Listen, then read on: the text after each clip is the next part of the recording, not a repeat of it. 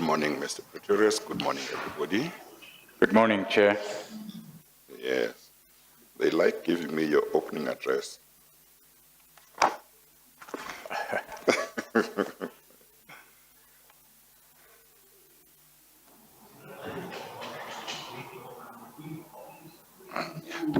don't know why that's there, that, Chair, but I don't need it. be that as Something it that may. was for Monday. Okay, yes, are you ready? Yes, I am, Chair. Ms. Kay, can you hear us? Yes, Chair. Thank you. Morning. Good morning, Ms. Kay. Morning, Ms. Kay. The oath that you took morning. the other day, the oath that you took the other day continues to apply, okay? Yes, Chair. I understand. Yes, okay, all right. Ms. Kay, when we adjourned yesterday, we were dealing with the project WAVE, and we were at paragraph 6.57 of your statement.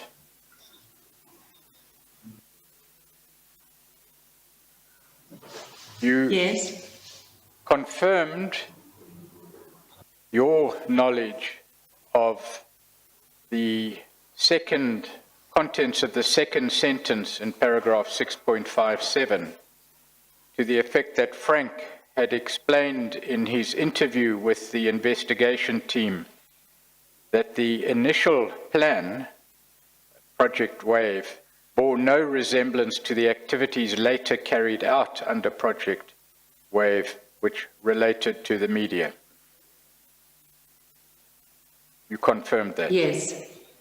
Yes, I do. Then the next sentence reads, while the spending of funds started soon after the establishment of the project, it was only a year later that a group of co-workers were recruited and trained. Frank contends that this recruitment was ad hoc and admitted that he included his daughter in response to Ambassador Lomo's invitation to, quote, bring people, unquote. Are you able to confirm that as information having been given to the investigation? Yes, I'm able to confirm that. It appears... I'm sorry, Mr. Pretorius. Just so that people who are listening understand, would it be accurate if we say, whenever in relation to Ms. K's evidence and Mr. Y's affidavit, a reference is made to a name without a surname, everyone must understand that that is a pseudonym? Yes.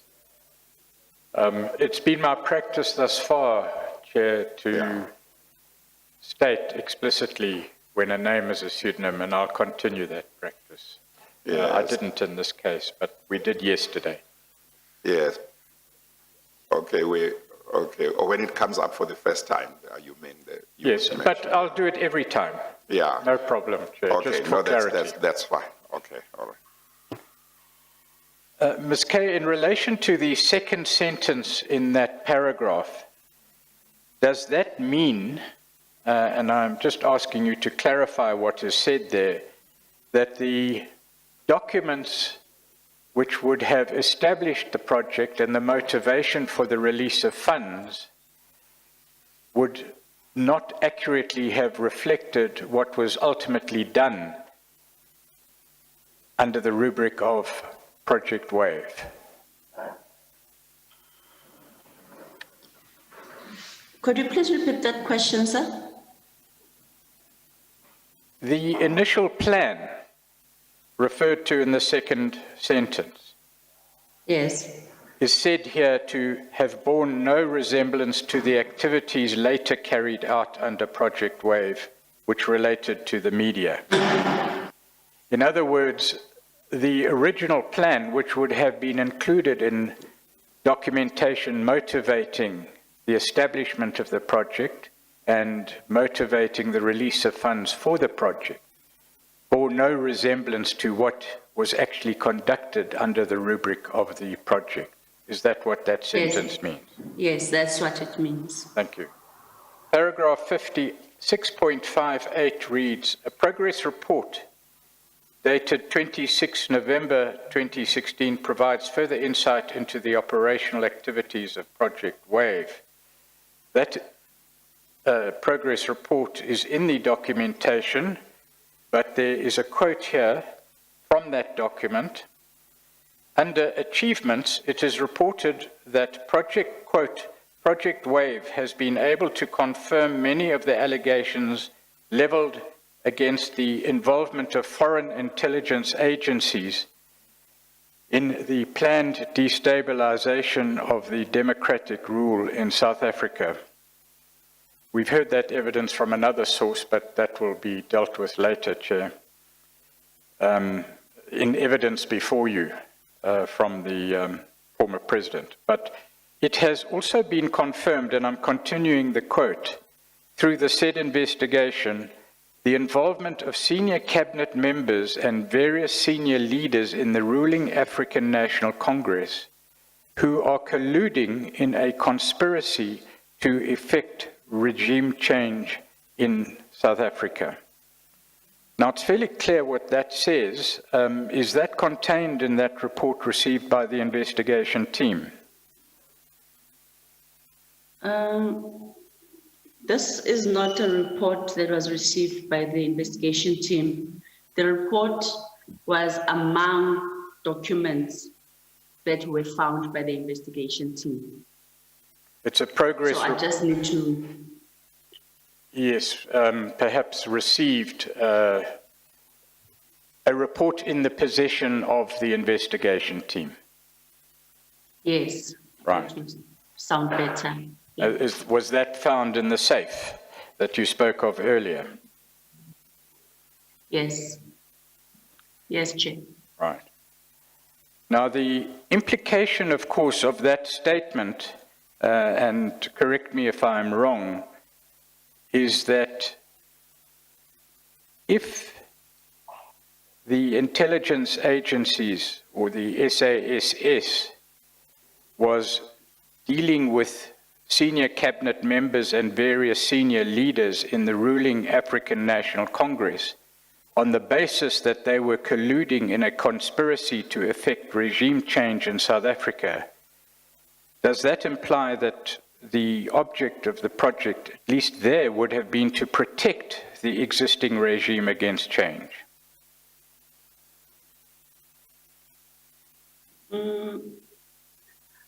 I could infer that, yes, I could, one could actually draw that conclusion. Yes, I think it's fairly obvious, but thank you for that. Under challenges, it is reported inter alia that, and again I quote, one area of interest, brackets, media houses, close brackets, has proved to be one of the most difficult to penetrate for two reasons.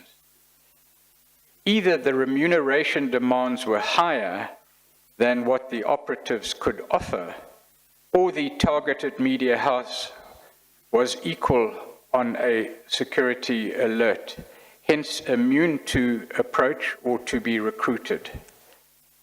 Again, to clarify, is that in the report that was discovered by the investigation team? I can't really recall, but I think it's referred to here. So is it okay if we just take some time to open that annexure? Yes, of course. It's annexure W9 and it's at page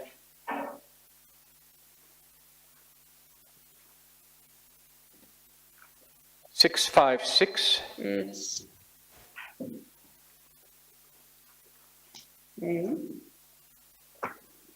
Of annexure of bundle SSA 1.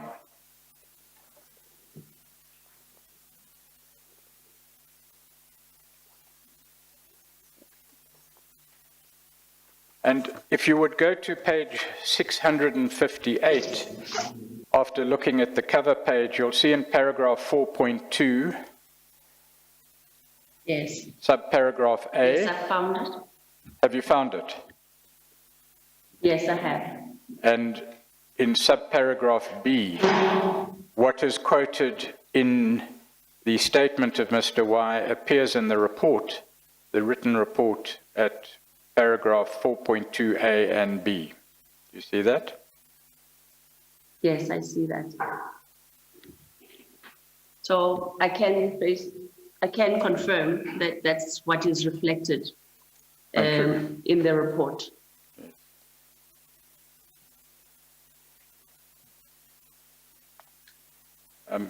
One of the observations one can make from that extract from the report is that possible sources within the media were, in some cases at least, too expensive for the operatives to be recruited, and the other is that media houses or certain media houses refused to cooperate. Is that how you understand those allegations or those statements? Yes, that's what my interpretation is as well. Right. Paragraph 6.59 reads, 24 million rand was allocated to Project Wave in the 2015-2016 financial year, and the same amount again in the 2016-2017 financial year. One of the largest payments under Project Wave was for the amount of 20 million rand in respect of an invoice raised by Apricot, that's a pseudonym purportedly for services rendered. That pseudonym has been rendered unnecessary by the earlier evidence, considered evidence of the acting Director General who determined that that name could be declassified, and we know that it's the African News Agency, and they've already issued a public statement in regard to that, which is an interesting public statement, which will be referred to later in evidence, Chair. So that evidence has been responded to by the African News Agency. Are you aware of that, Ms. Kay? Yes, I am aware. All right. Chair. And those records are also contained in the SSA bundle. They include 2 invoices for 10 million rand, each raised by Apricot or Africa News Agency, and proof of payment via EFT on 25 January 2017. Are you able to confirm the invoices and the payment as having come to the knowledge Yes, of the... I can confirm. I don't know if I'm allowed to point out some aspects of the invoice, or I should just reserve that for No, we can look at the invoice because they're referred to here and annexed. So if you have any comment to make on the invoice, which is part of Mr. Y's statement as an annexure, you're free to comment on that. Okay. My comment would be that there are 2 separate invoices of 10 million rand each. And they dated March 2016 and June 2016, respectively. But the invoices are actually addressed for the attention of Mr. Tulani Zomo. But the invoices are actually only paid in January 2017. So what I note here is the signature. I don't know if I'm supposed to mention whose signature it is. If it's the signature of an operative... Authorized payment. Yes, if it's the signature of an operative, please don't mention it. If it's the signature of an official, you may mention it because it's before the chair. No, it's not an operative. It's a signature of Mr. Arthur Fraser. All right. So on the invoices that says, please authorize payment dated 19/01/2017, and that was then accompanied by a TA that is taken on behalf of ANA, which is also approved by Mr. Fraser. It's on page 624. 624, yes, the documentation you're referring to is at page 621 and following. Yes. That evidence has largely been given, but thank you for confirming those details. Paragraph 6 point, I'm sorry, is there anything you wish to add? That is... Nothing, Chair. Okay. Paragraph 6.60 reads, based on the temporary advances TAs located during our investigations, a total of 48 million rand was paid under Project Wave, which includes this 20 million rand payment to Africa or African News Agency. It should be noted that numerous payments and documents are missing from the financial records available. Are you aware of that last statement that you were not able to obtain full documentation and the full financial record of Project Wave?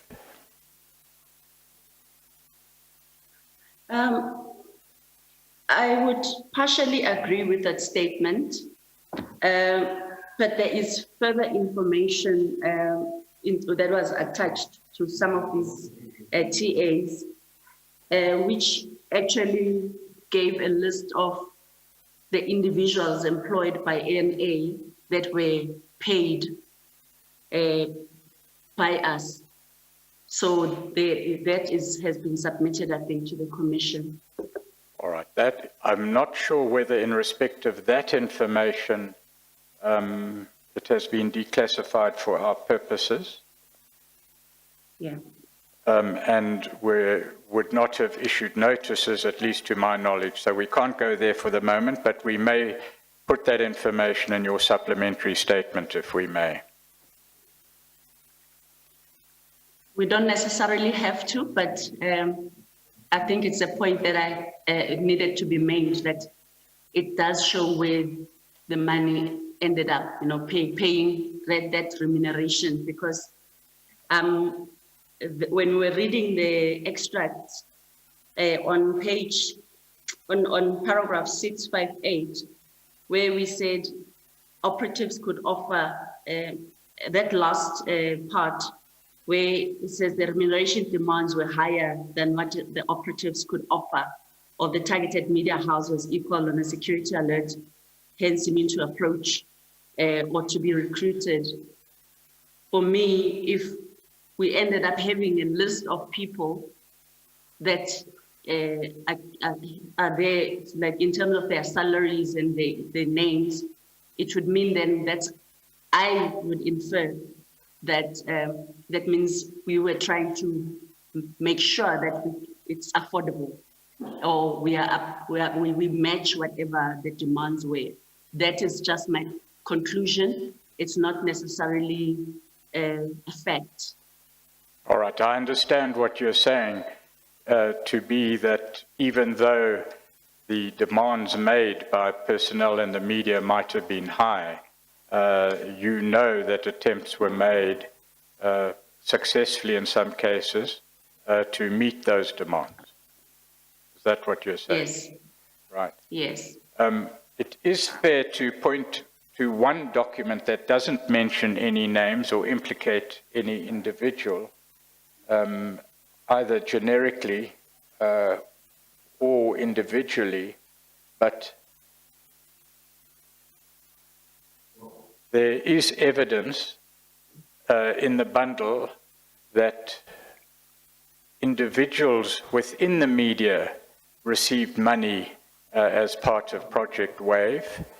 That evidence in its detail I would prefer to consider and place before the Chair at a later stage, once we've considered its import and what we need to do to follow the rules.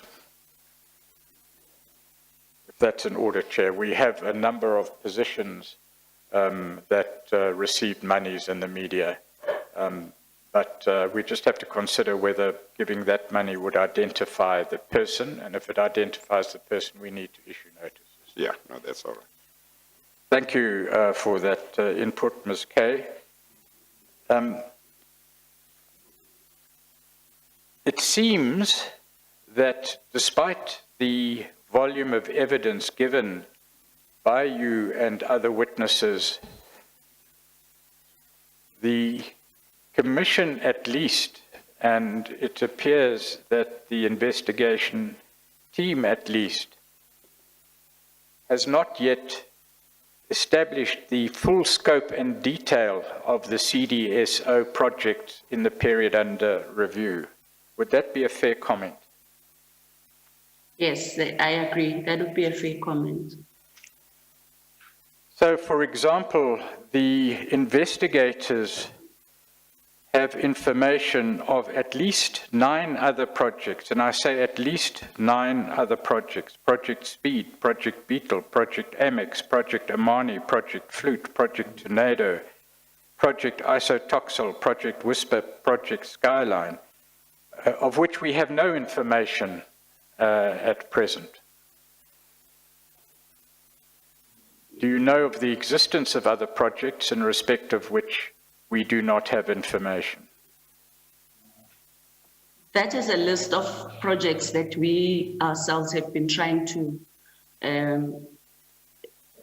actually confirm whether their existence and maybe documentation that proves that those projects existed, and what the project establishment documents would be saying, outlining, the objectives of those projects.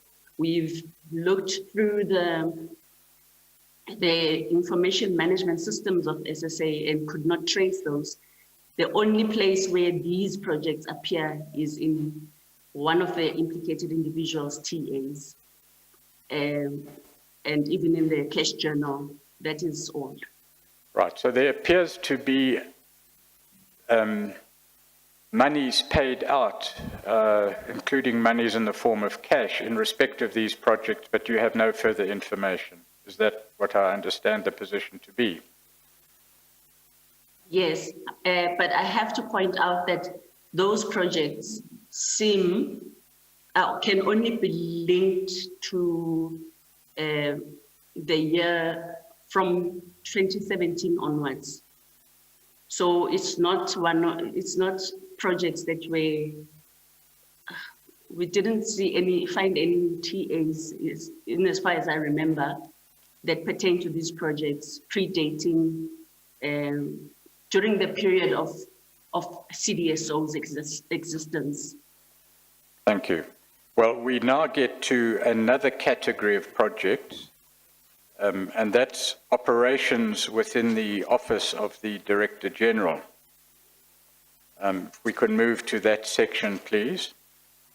Paragraph 7.1 reads, in August 2013, Ambassador Sonto Kujo was appointed as the new DG for SSA, following the national election in May 2014. Mr. David Mahlobo was appointed as the Minister of State Security. There can be no dispute about those facts, so I'll follow on. In the period that followed, the Office of the DG became involved in covert operations purported to be the President's project, allegedly pursuant to a directive from Minister Mahlobo. Can you confirm that? Yes, that's the information we have.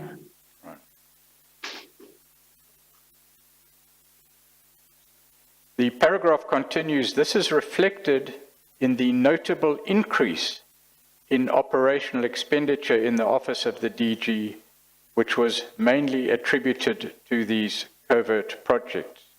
Are you able to confirm that? Yes, I can. It's based on official budget information, budget and expenditure information from the SSA. Yes, and we'll come back to that topic in a moment. Paragraph 7.2 reads, During his tenure as Minister of State Security, Mr. Mhlobo became directly involved in operational matters. He instructed and approved the utilization of retained earnings to fund the CDSO projects, including projects he was personally involved in. His involvement even extended to the handling of cash used in these operations, with deliveries of large cash amounts in the region of 4.5 million rand per month being made by various CDSO officials to the Minister's office and/or residence. Did you receive evidence in that regard in the investigation?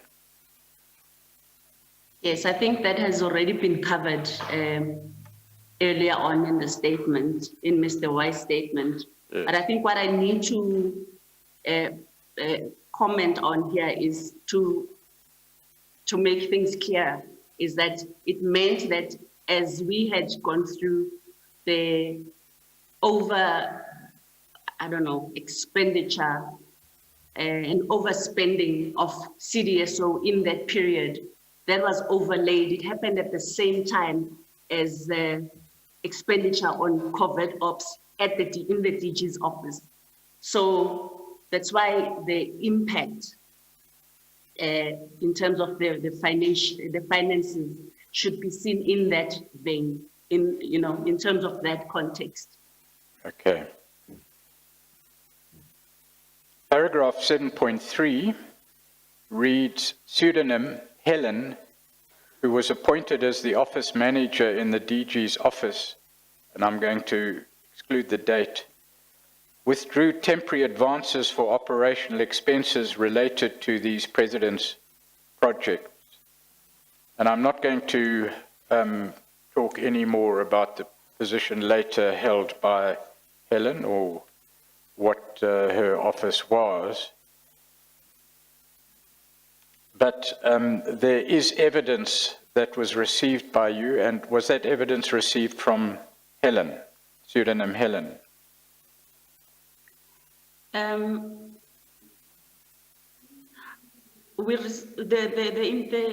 information and the evidence was received from our internal security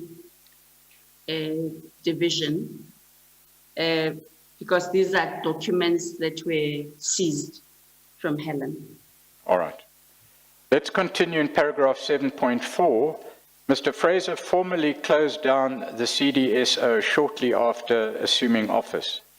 However, SSA financial systems, documents, and witness accounts indicate that the office of the DG continued to run many of the operations and projects which have been found to be irregular.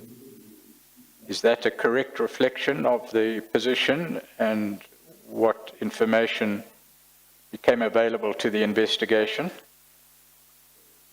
It is correct, Chair. The paragraph, that's paragraph 7.4, continues. By way of... Excuse me. Bless you. By way of example, a temporary advance for 2 million rand was requested by Helen under Project Maibuya and approved by Mr. Fraser as late as September 2017. That document is also contained in the records.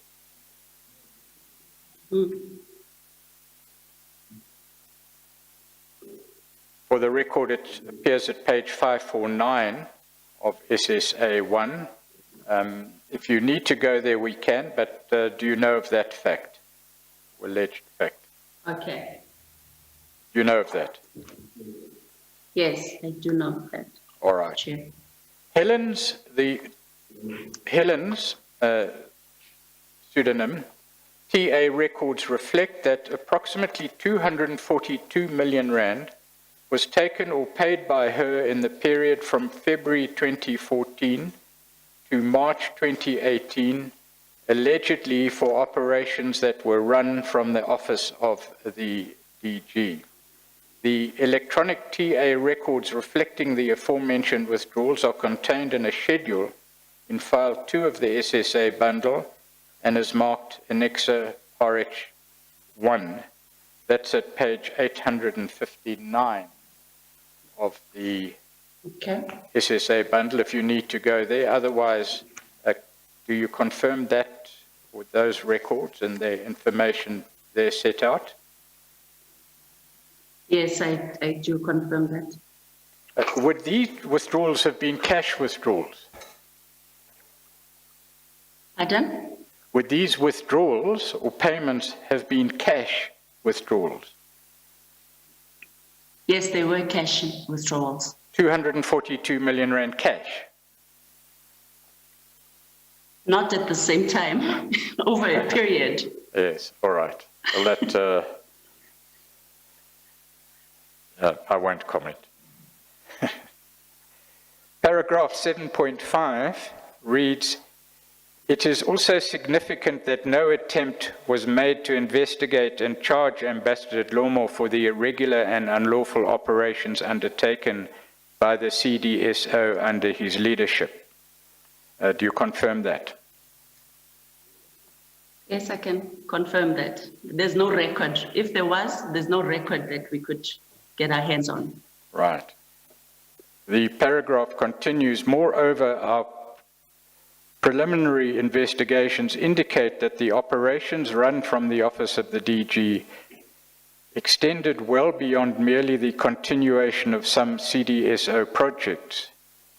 As DG, Mr. Fraser brought back into the SSA individuals who had been implicated in the PAN investigation," that's the investigation of the earlier period that we've referred to, "including pseudonym Pilani and pseudonym Garth. I misread that. Some of these individuals proceeded to play key roles in the new operational activities run out of the DG's office under Mr. Fraser's management." Do you have any comment in regard to those allegations in paragraph 7.5?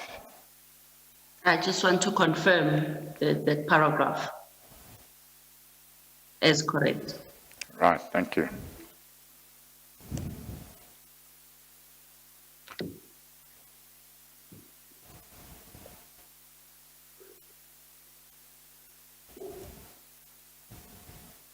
Then we go to paragraph 7.6, which reads, "The expansion of operational activities run from the office of the DG is reflected in the budgetary allocations. During Mr. Fraser's tenure, the budget for the office of the DG increased from approximately 42 million rand in the 2016-2017 financial year to approximately 303 million rand in the 2017-2018 financial year. Are you able to confirm that from documentation received? I would like to confirm with a proviso that there is an amendment, because it's not the budget that increased from 42 million, it's the expenditure. It's the operational expenditure that increased from 42 million to 303 million. Thank you. Subject to that clarification and correction, the information I take it you confirm is correct. Yes, I can confirm that.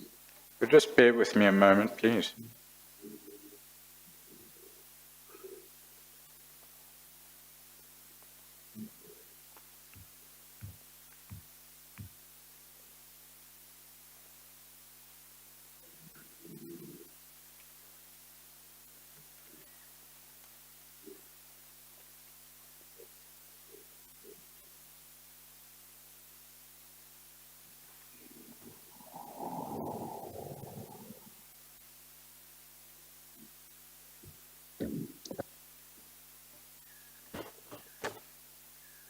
Chair, if you would just bear with me for a moment.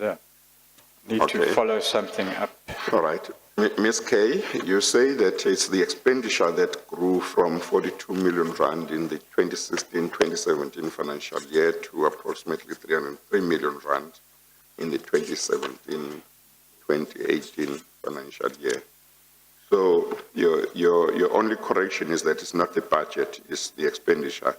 But in terms of figures and the years, everything that's there, you agree with it? Yes, I do, Chair. Okay. All right.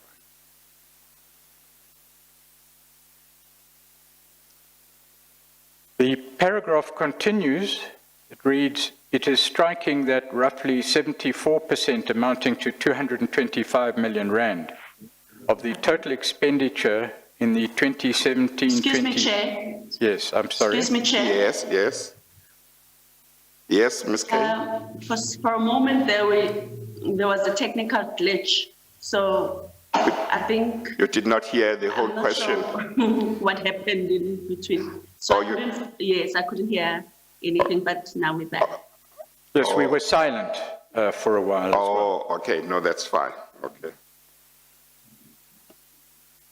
The paragraph continues, it is striking that roughly 74%, amounting to 225 million rand, of the total expenditure in the 2017-2018 financial year was used for covert operational expenditure, while 15% was spent on contract expenditure and the remaining 5% on travel and subsistence. Are you able to confirm that? Yes.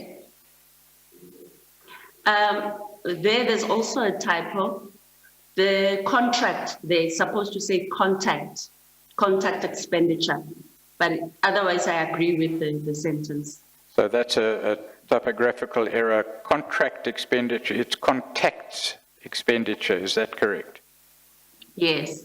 Right, thank you for that. Yes. No, I'm sorry. I thought she was saying the opposite. Let me have a look. Is that 7.6? What paragraph? Paragraph 7.6, Yes, Chair. third sentence. That sentence. Third sentence, yes. The word, am I correct in understanding, well, perhaps you should say what correction should be made. Yes, just state, Ms. Kay, what that word should read. It should say contact. Oh, Contact expenditure. okay. Is that something you can explain without any harm to security, state security agency, contact expenditure, or explaining it might not be appropriate? Chair, If you are not sure, Chair, let's it's not just, explain it. Okay, may I continue? Yes, I'm saying, if you are not sure whether explaining it would be appropriate or not, then don't explain it. But if you are sure that there is no problem, then you could explain it to me what it means, contact expenditure.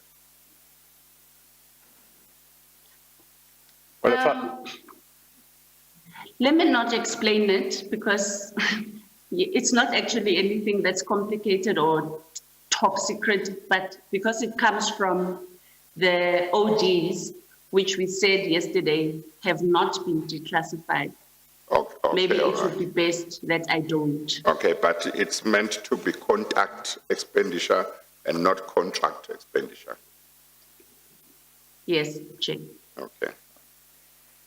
the paragraph continues, this concentration of SSA funds in the office of the DG during the 2017-2018 financial year came at the expense of legitimate operational structures and SSA provincial offices in particular. Is that a correct statement? Yes, it is, Chair. Paragraph 7.7 reads, the documents relating to these projects run out of the office of the DG were not put onto the SSA document management system, DMS.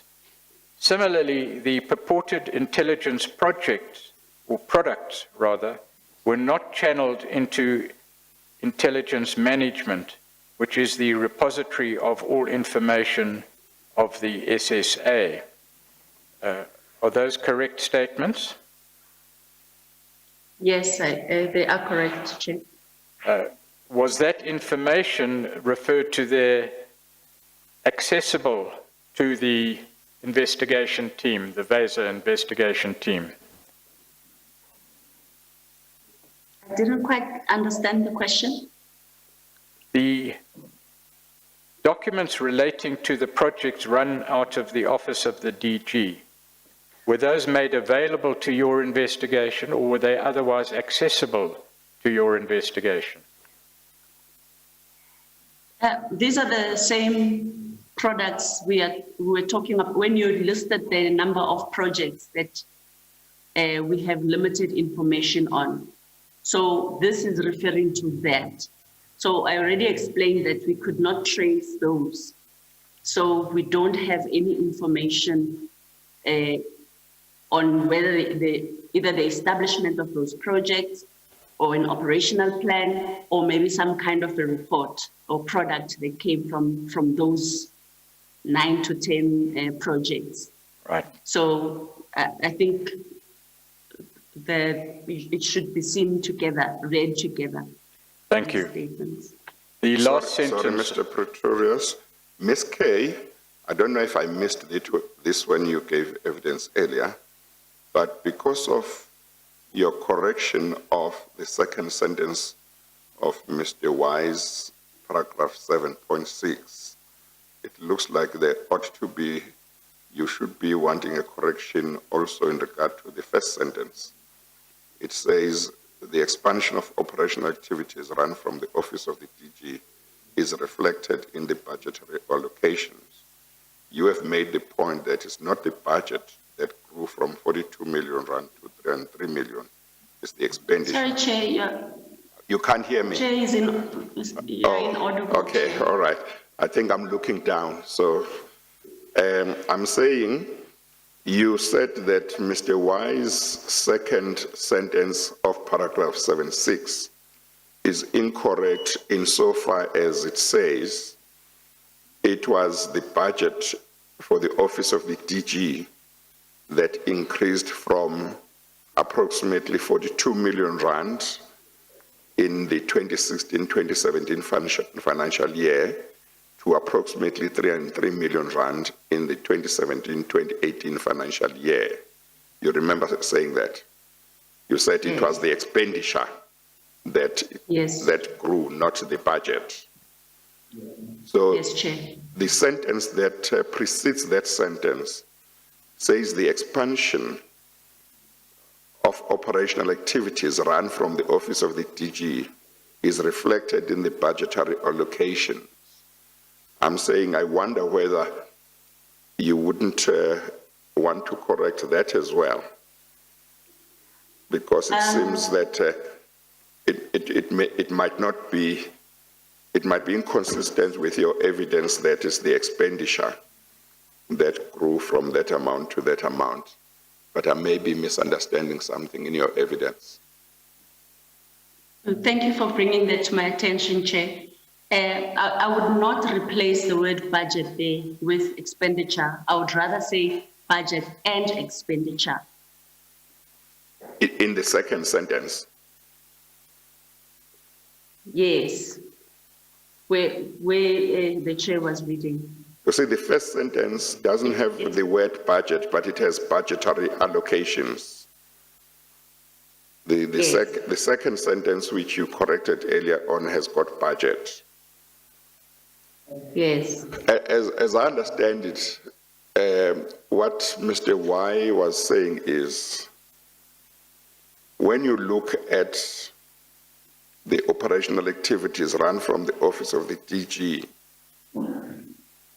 you could see an expansion, and that expansion was reflected in the budgetary allocations. That suggests that he's saying if you went to the budget, you would find that larger amounts were allocated for various operations.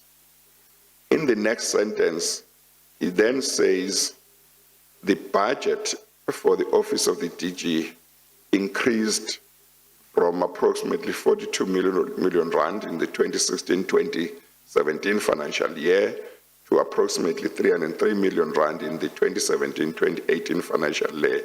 The two sentences seem to me to be connected. So I was wondering whether you were alive to that or not. I understand what the chair is saying. So the amendment that I would make in the first, I agree with the first sentence, but would need to expand. After budgetary allocations, we would need to say and expenditure.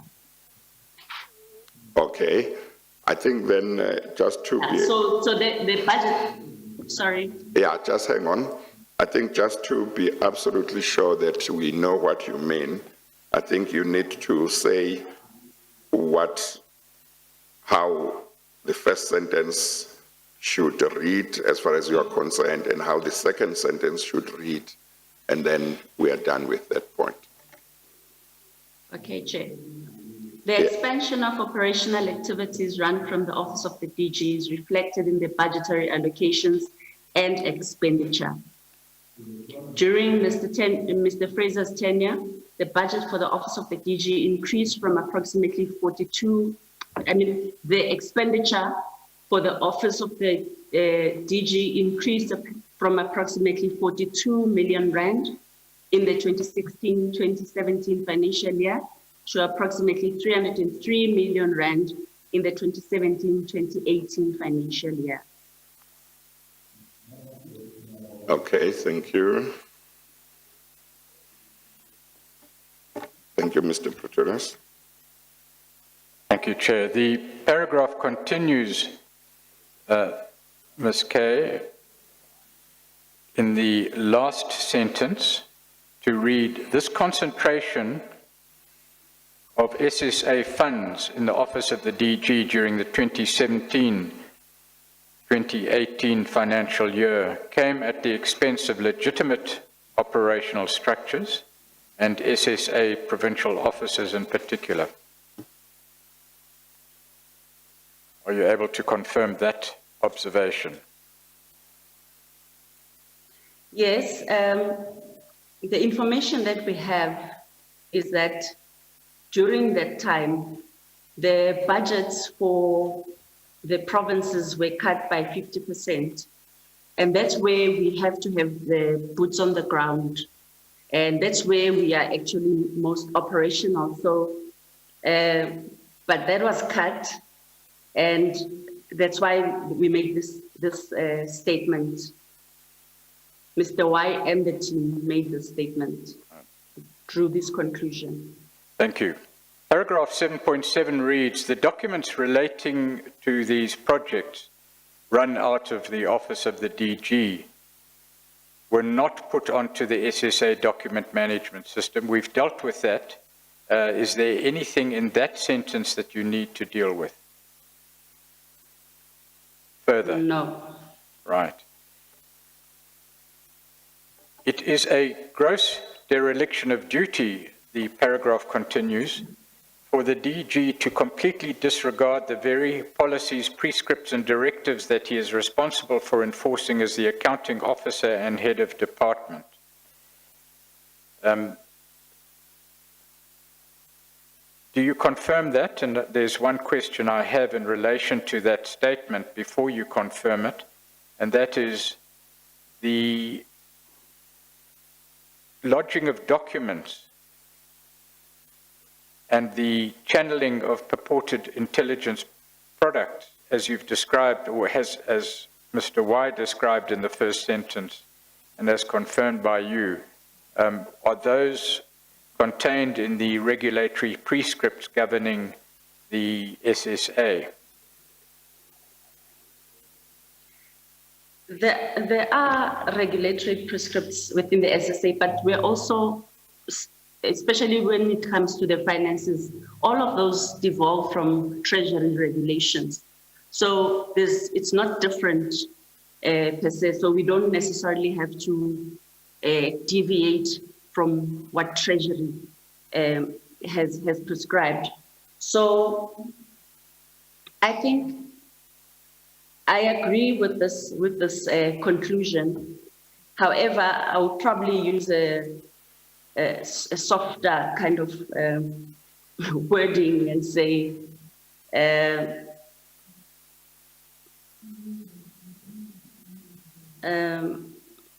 don't want to announce, confirm it as it is a gross and, authoritatively say it is a gross what. I would rather say it would appear something like that.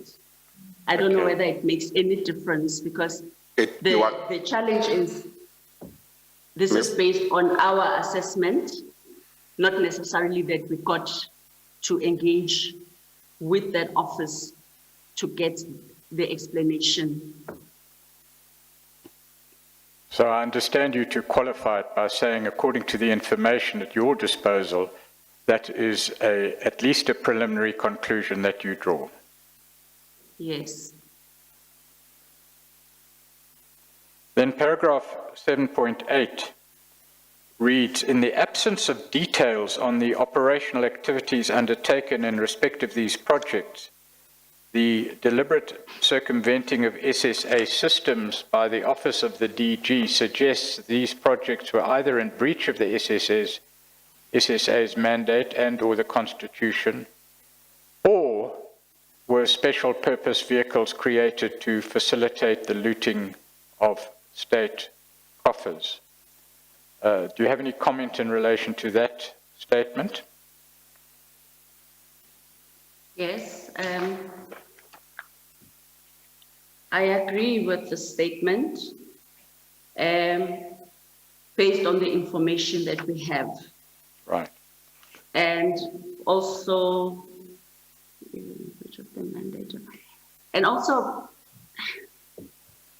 yeah, I think it will become clearer as we go along. Right, particularly the next paragraph, but we'll get there soon. The last sentence reads, there can be no justifiable reason for the Office of the DG to run operations, and especially operations of the deep cover type.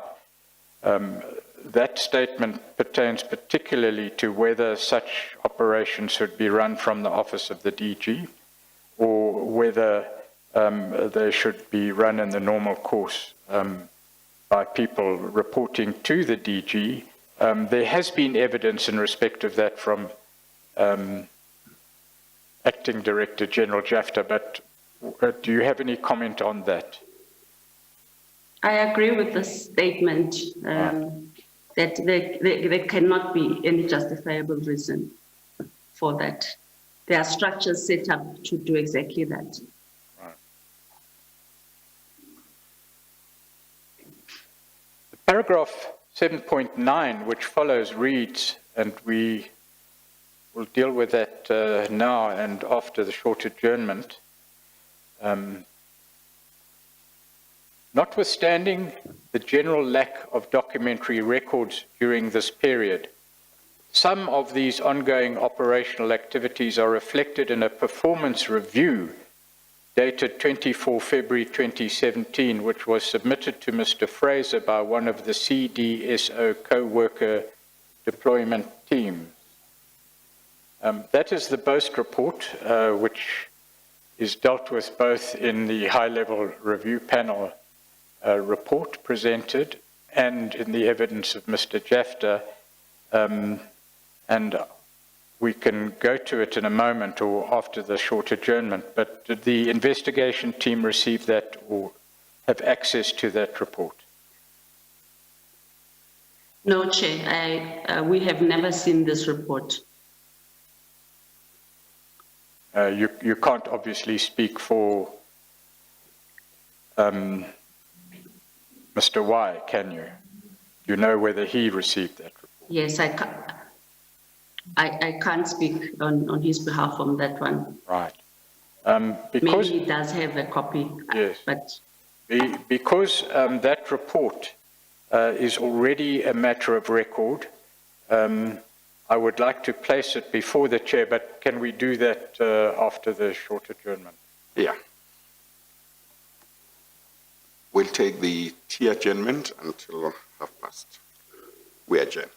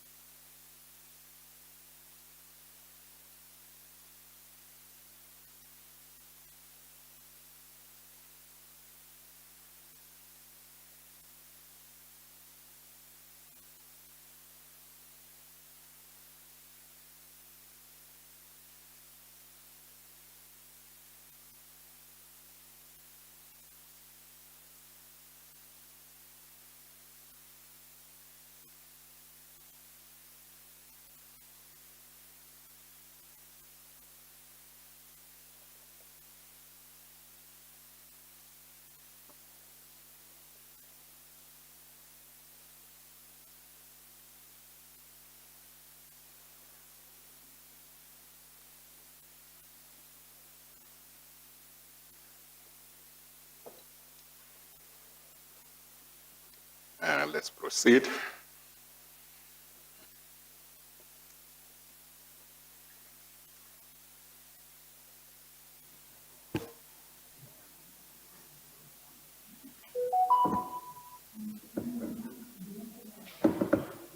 Registrar. You may proceed, Mr. Pretorius. Yes. Ms. Kay, the annexure Q referred to in paragraph 7.9. Excuse me, sorry, sir. Okay. I don't know what that is. It's a sneeze, as I understand it. It's a cough. Okay, all right, proceed. The annexure Q referred to in paragraph 7.9 is in the bundle of documents provided to the Commission. It has been referred to in the evidence by Dr. Mufamadi. Its contents have been referred to, and it's been referred to in the evidence of Mr. Jafta. I understand it didn't come directly before the investigation team, but for the sake of completeness, because we're wrapping up the evidence this week, at least for the moment, I'd like to place it on record and see if you have any comment in relation thereto. There are also a number of parties who, although not implicated, may be affected, who would be concerned by the contents of the whole report. I request that I don't comment on this. Well, I'm just placing it on record. You don't have to comment. Okay, thank you. At page 241, Chair, bundle SSA01, there is an operational and performance review section of the whole performance review dated 24 February 2017. And I'm going to read from the right-hand column, Chair, of that.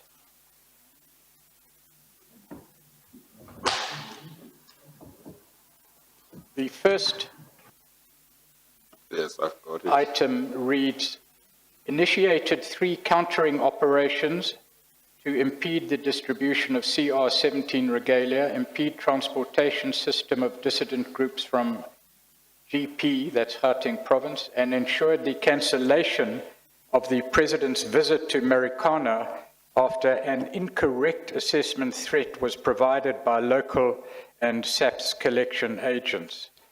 The assessment done by the CDSO-CW team provided, quote, alternative facts, unquote, in terms of the threat on the ground. This information resulted in the Minister of State Security visiting the site and endorsing the threat assessment, done by CDSO, and thereby cancelling the President's visit due to the risks involved. The next item reads under State of Nation Address, Western Cape, February 2016. The co-workers were able to infiltrate and penetrate the leadership of the structure of the ZMF movement. I interject, Chair, this evidence has been given.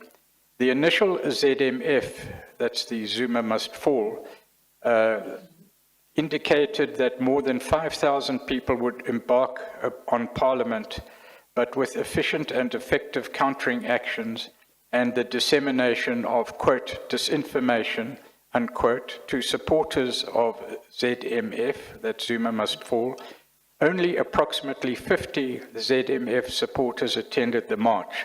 This success was directly attributed to the efforts of the co-workers of CDSO. The collection efforts of the CDSO also provided, quote, alternative information, unquote, regarding the Seskona movement. The CDSO team was directly tasked by the Minister of State Security to activate the Seskona agents to ensure a presence within the city of Cape Town during the State of Nation address. This was done to great success. The third item relates to the ANC manifesto launch in Port Elizabeth, March 2016 to April 2016.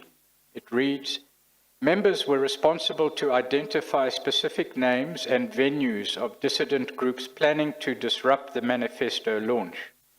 The scattered deployment of co-workers to high-risk areas and the internal negotiations with people of interest resulted in dissident groups not being transported to the event, thereby ensuring no disruptions.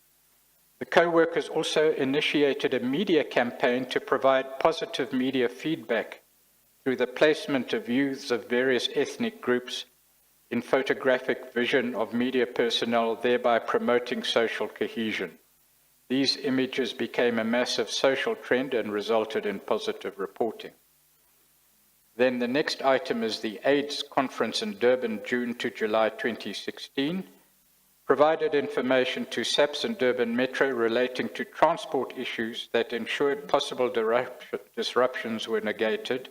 Information collected by co-workers were also used to ensure the indication of safe parameters surrounding venue and identification of criminal modus operandi in the area. Then the next issue is the Occupy Luthuli House, Gauteng, September 2016. The initial report submitted by co-workers indicated the exact strength and modus operandi of the Occupy Luthuli House grouping. The reports also provided the key role players of the movement, and although these initial reports were discarded as incorrect on the day of the event, every report submitted by the co-workers, including the numbers and leaders, were proven to be correct. Then again, under State of Nation Address, February 2017, student movements infiltrated all Western Cape universities and student activist groups on social networks.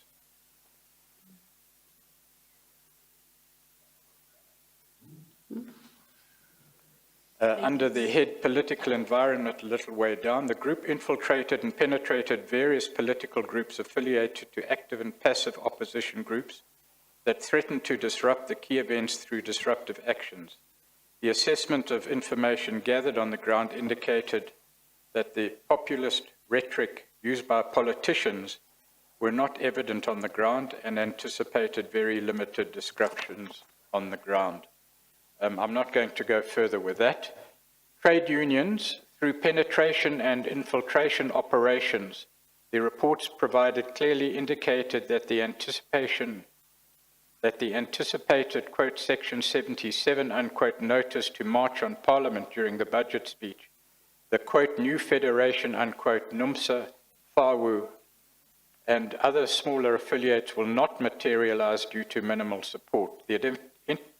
The identification of trade unions using the promise of jobs if they attended the march was neutralized by disseminating countering information to affected youth.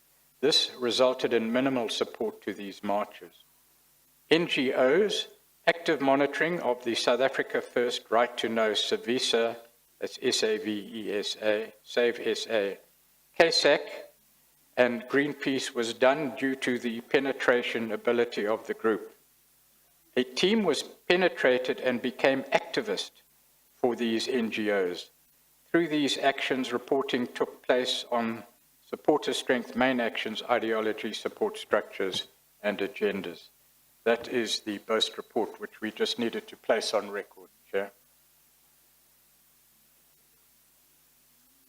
Yes, Council. If we may proceed then to... I'm sorry. Looks like Council has got something to say. Thanks, Chair.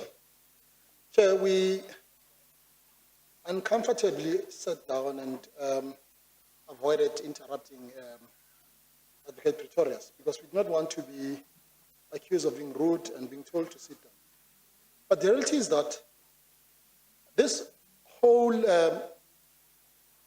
portion of the report that has been read into evidence now, or into record, the witness before this commission has indicated on at least 2 occasions that she's not willing to comment on the report. And, well, perhaps she also indicated that she does not know this report. So it serves no purpose for the purpose of this witness for this to be read into record now. The reality is that this witness is here to confirm the affidavit or the statement of Mr. Y. So to the extent that she's not confirming that statement, it is improper for it then for this report to be read into record, at least now. Perhaps there are people that will talk to this. We have no objection to it. And if there are people that ought to have spoken to it, if they have not spoken to it, then they can be recalled. There's nothing that stops them from being recalled. But it is, for the purpose of this witness, it is improper for what she is not going to confirm to be read into record nevertheless. Mr. Pretorius? Chair, this is a commission of inquiry. It may receive evidence at all levels of proof. Perhaps my learned friend didn't understand. I'm not asking this witness to comment on the report at all. She's made her position clear. I asked for leave to place it on record. The reason for placing it on record this week is so that interested parties can examine the evidence and deal with it. The evidence has been placed before you, Chair, by at least two witnesses. Dr. Mufamadi, High-Level Review Panel, and Mr. Jafta. So, my learned friend, perhaps... well, I certainly remember that Dr. Mufamadi referred to some of the matters that are being dealt with. Yes, as did Mr. Jafta. Yeah. So the affidavit has been placed on the record. Yeah. I'm not leading it through the witness. I'm interrupting the witness's evidence to place it on record from the bar and from the documentation given, which is perfectly legitimate. This commission, as you gave leave to do, is entitled to receive evidence of this nature in this form, and I asked leave of you to do it before. So that deals with that issue, Chair, if we may continue. Paragraph 7.9.1. Yes, hang on. I'm just confirming that he understands. Oh, Chair, we're not taking this matter any further. We do not necessarily agree, but we're not taking it any further. Yes, okay, thank you. Yes, you may proceed, Mr. Pretorius. Paragraph 7.9.1 then through to paragraph 7.9.4 deal with extracts from that report, which we needn't deal with. And we can go then to paragraph 7.11, Ms. Kay. Yes, Chair. Before I ask you any questions, can you have a look at paragraph 7.11 and tell me whether you can comment in relation to those allegations?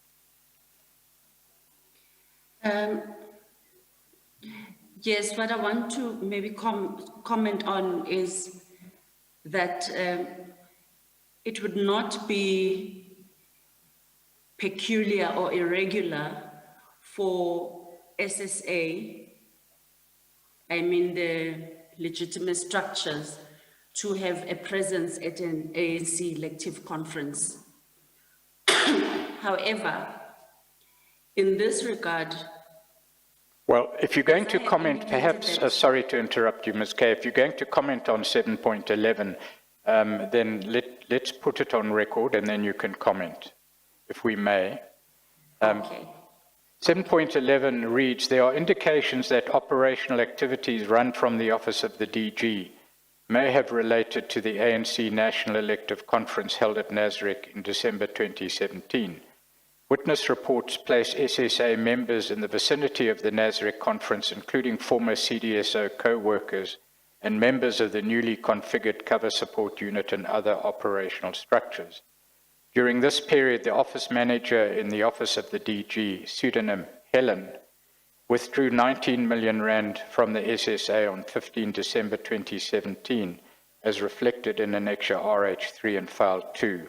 This matter is the subject of ongoing investigation by the Project VESA team. So your comment, please. My comment is that I accept the paragraph and confirm the paragraph. Say for, I just still want to place it on record that it would not be peculiar in general to have SSA members at, because we do have special events, and this would be an event that would be managed to a certain extent by SSA in a supporting role. But what stands out for me when we looked at this is that CDSO had been purportedly closed in 2016 or early 2017, and most of the members of CDSO, especially the co-workers and even SSA members who were working at CDSO, actually had to go home, and they remained unplaced. I think they're still unplaced even today. Yet when it was time for NASREC, according to witness accounts of people that were part of this, they were called from home to partake in whatever this operation was, for them to be present at NASREC. That's all I want to just add there. Thank you, Ms. Kay. What follows from... I'm sorry, Mr. Pretorius. Did you say, Ms. Kay, that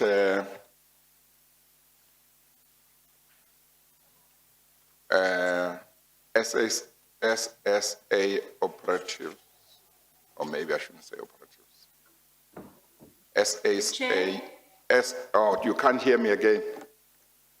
Yes. You can hear me now? You can hear me now? It's better. It's better now, Chair. Yes, I don't know why it seems to give problems. Did you say that, as far as you know, it would be legitimate for SSA people, I'm saying people, you might be able to categorize them, to be... Chair? You can't hear me. I lost you again. I think the technicians must attend to this, because we have had video links, witnesses giving evidence via video links, and it wouldn't happen that the chairperson is the only one that the witness struggles to hear. Yes, Chair. It may be important because what follows are conclusions of a general nature in relation to which you may wish to ask questions of the witness. Yes. Let me try again, Ms. Kay, and you must tell me if you can't hear. Will do, Chair. Did you say it would be legitimate, or there would be nothing wrong with, let us say, SSA operatives? Maybe you can put another category of SSA people in the place of operatives, or in addition to operatives, to be, for example, at the conference of a political party, or to be in the vicinity of the conference of a political party where their presence there is connected with the conference of that political party. Yes, Chair. I'm drawing that, I stand to be corrected, but I'm drawing that from my experience where if maybe the ANC or a political party would have an event, they would ask the assistance of the net joints. So not just SSA, and SSA is a co-chair of the net joints. So it's co-chaired between the police and the SSA. So that event, SSA in there, in that instance would be represented by special events. And they would work together with the other stakeholders in the JCPS cluster to secure an event, each of them playing their roles. That's what I'm trying to say, that it would not be illegitimate for SSA in general to be there. So there could be a legitimate role to play, but whether or not on a particular occasion they played a legitimate role obviously would depend on what they were doing and so on. But you are saying there could be a legitimate role for them to play. Yes, that's what I'm saying, Chair.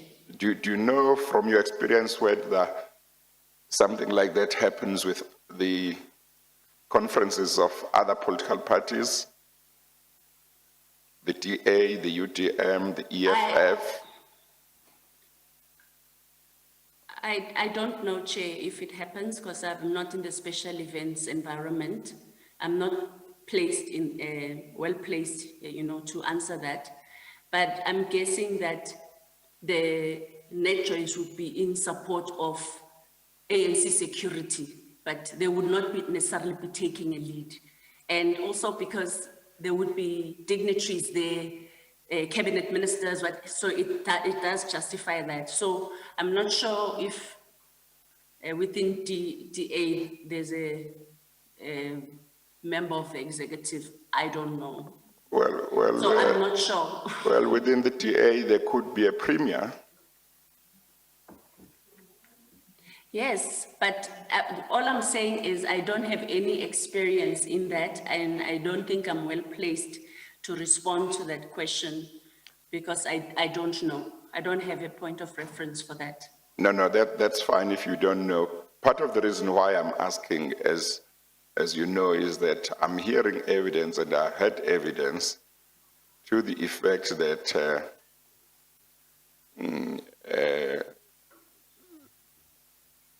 the CDSO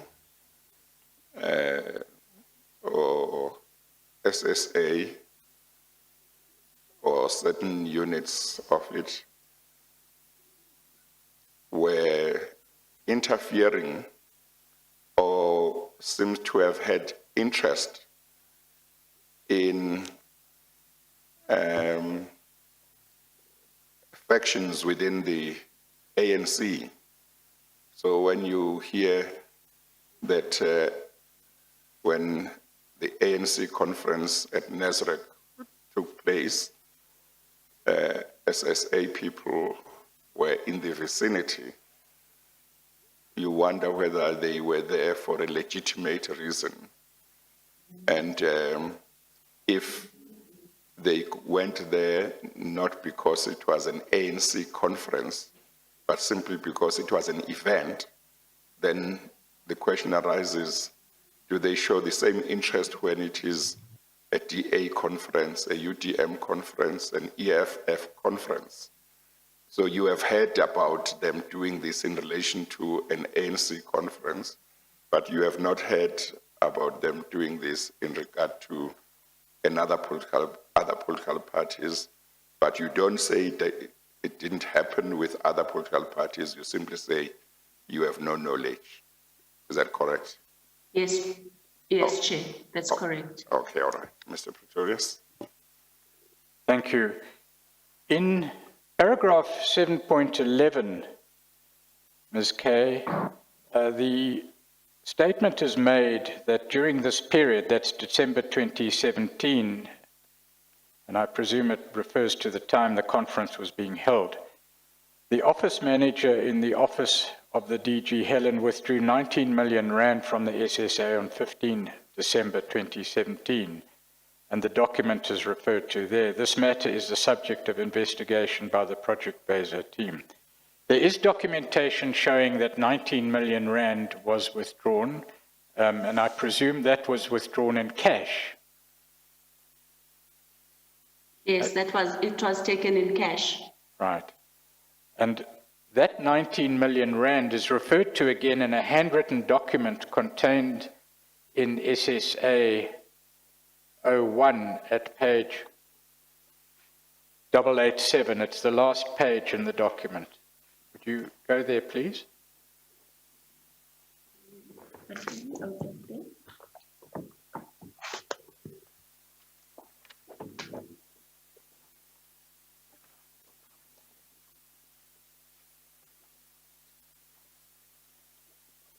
Yes, I'm there, Chair.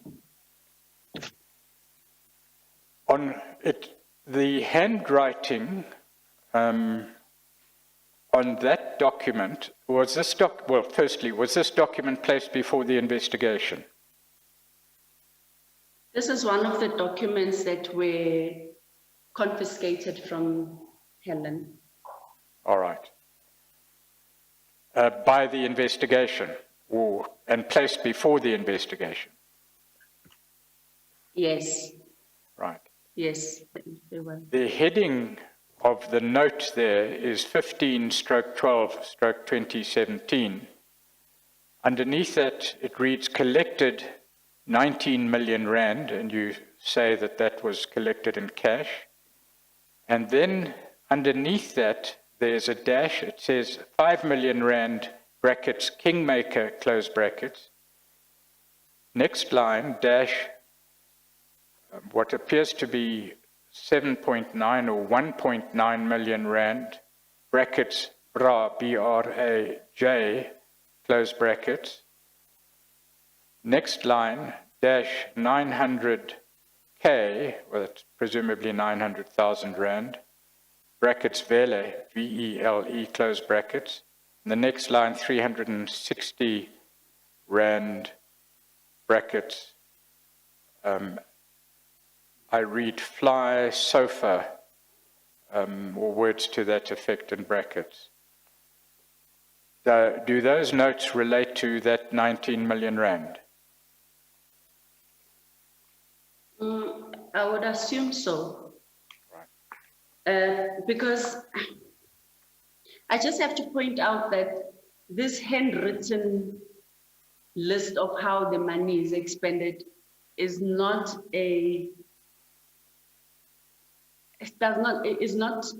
sufficient to justify and confirm how the money was expended. So me just making a handwritten note of how I disseminated the money cannot, in any environment, in my view, fly as sufficient. Yes.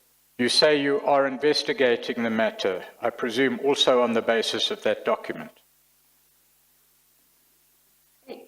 Chair, we are investigating the info, but it's not just this one receipt.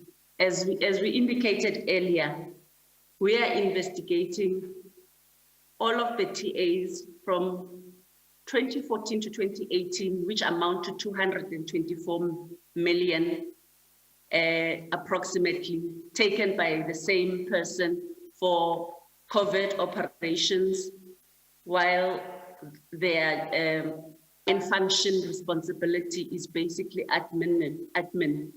So this is just one of the receipts. All right. Obviously, you would know more about the import of that document.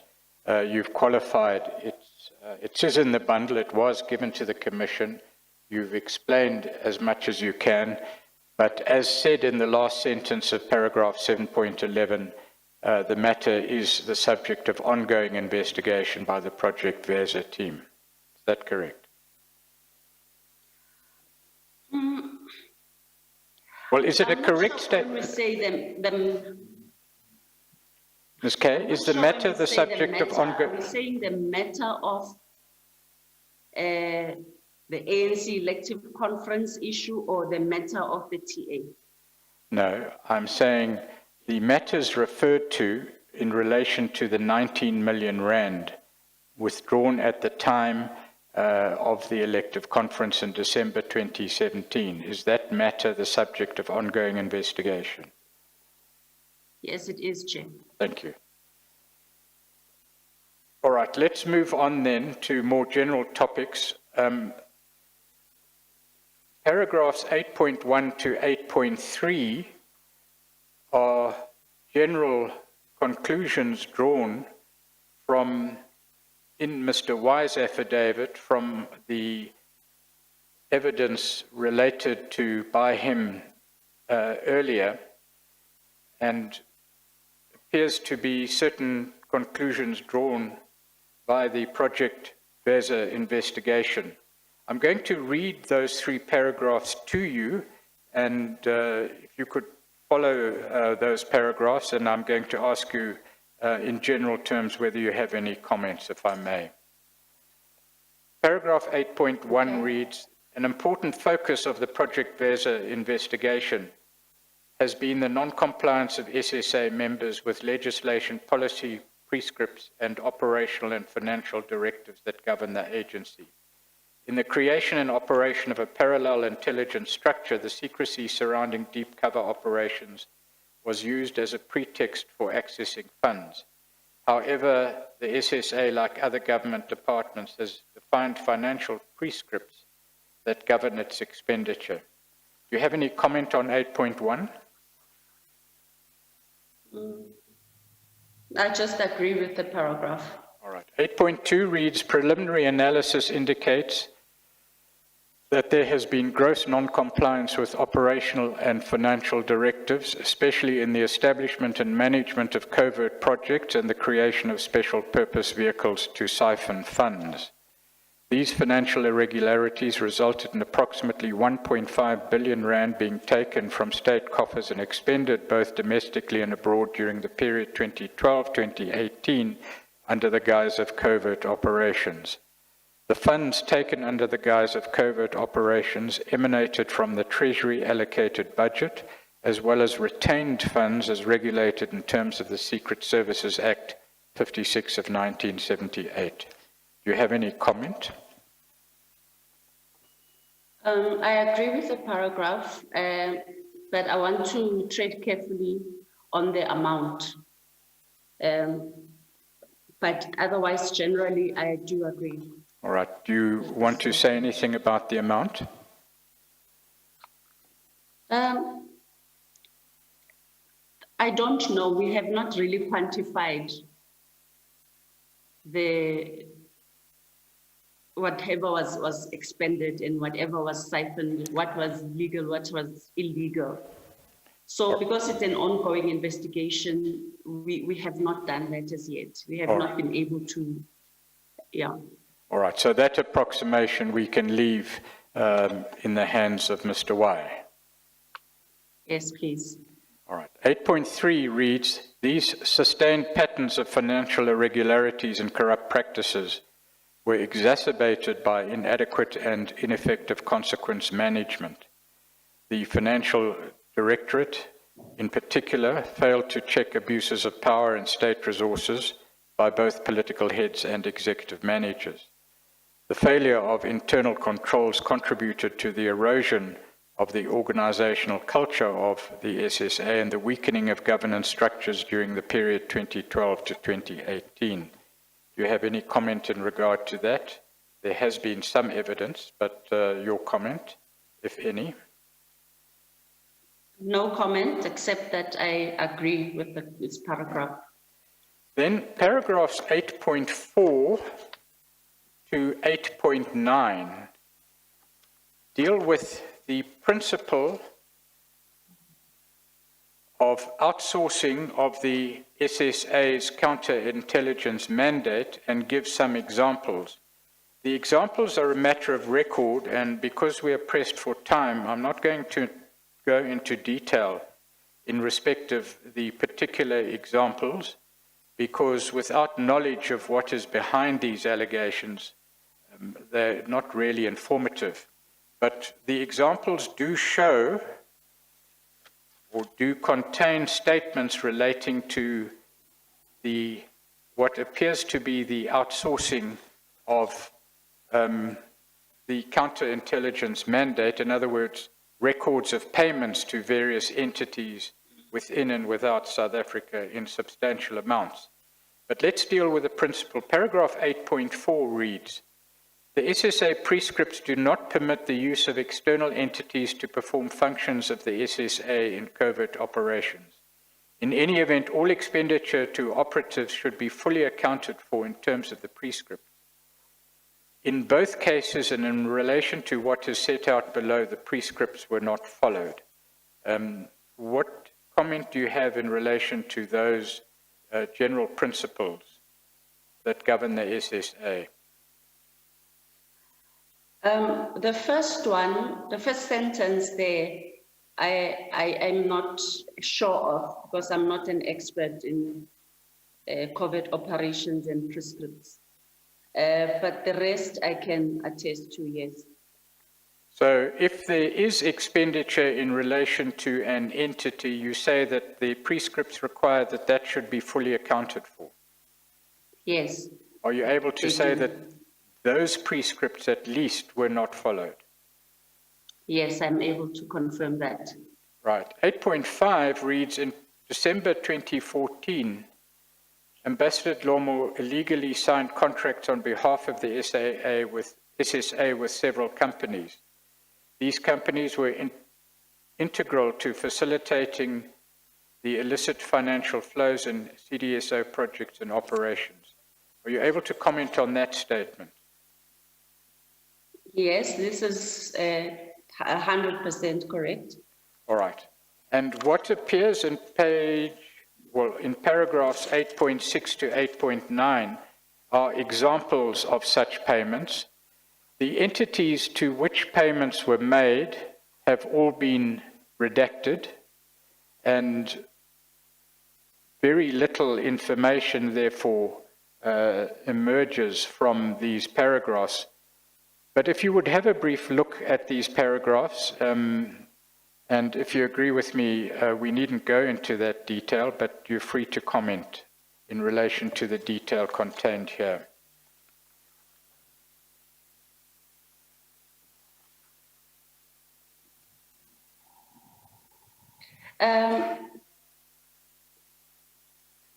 These paragraphs were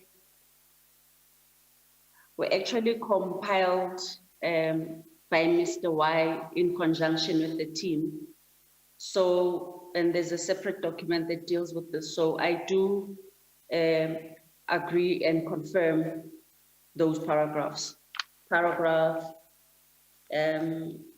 8.6, 8.7, 8.8,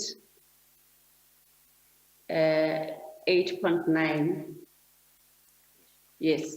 So just to inform the chair, it's there for his record and for him to read, but in general terms, these paragraphs refer to investigations and documentation which record a number of payments to a number of identities, both locally and abroad, whose names have been redacted.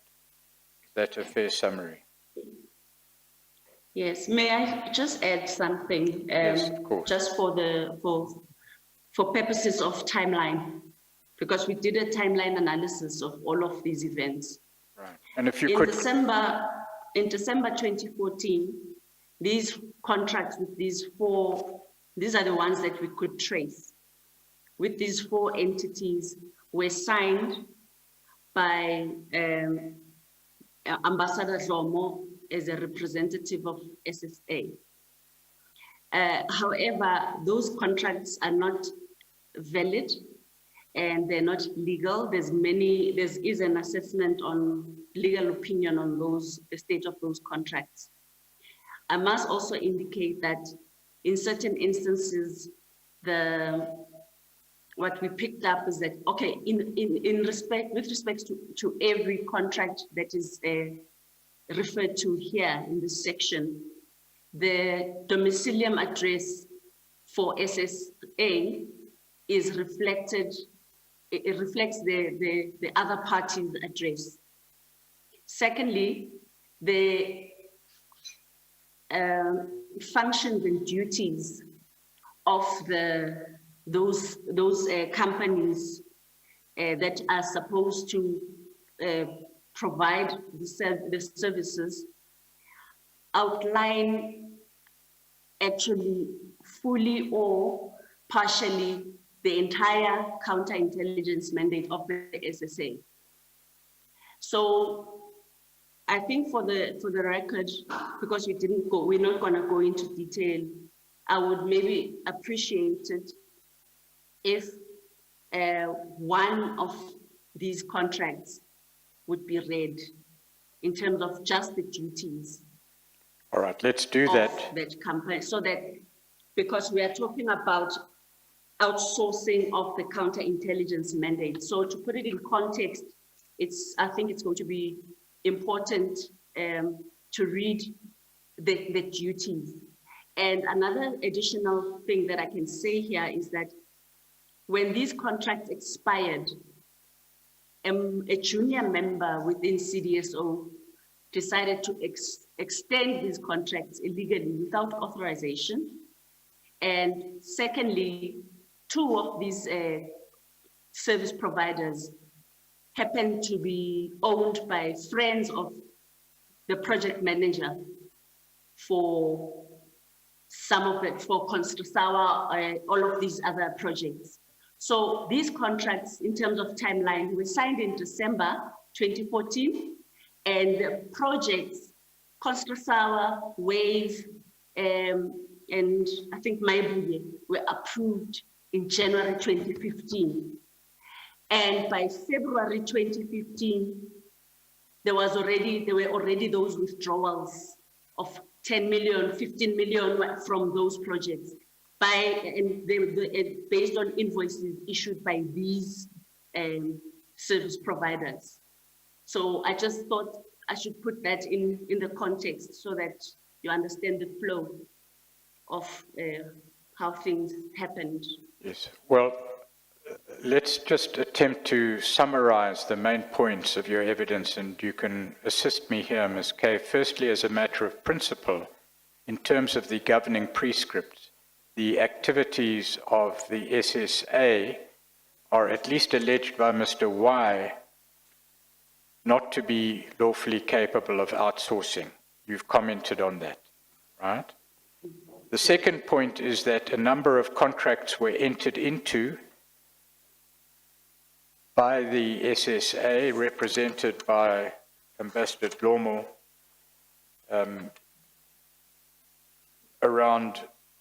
during or around December 2014, before the projects relevant to those contracts were approved and established. Is that correct? A month before. A month before. Thirdly, Yes. the proper procedures were not followed, and in some cases there was not proper authorization for the conclusion of these contracts or their later extension. Yes. The total of the amounts involved, at least in paragraphs 8.7, 8.8, and 8.8, I've just done a quick calculation, approximate to 125 million rand. Is that fair? If you look at the totals in 8.7, 8.8. That's a rough estimate. Yeah, no. You don't have to rely on my maths, but... Yeah, no, I'm too old now to calculate. My brain is not as sharp as it used to be. Well, then you'll have pity on me, Ms. Kay. It's well over 100 million rand. Yeah, it's safe to say that. Right. And you say the form of the contracts and the contracts themselves do not, in your view, comply with the regulatory prescripts. Is that correct? Yes. Okay. Yes, sir. If you could look at paragraph 8.7, 8.8, and 8.9 and suggest to me what we can put before the chair by way of example, unless you think it useful to go through all of them. No, only one. Maybe Napa. That's code name or pseudonym NAPA, Alex. NAPA, para 8.8. Is that the paragraph you're referring to? Yes, All right, let's look at that. yes, Chair. Annex chart. One. You go to page SSA 01, page 56. Okay.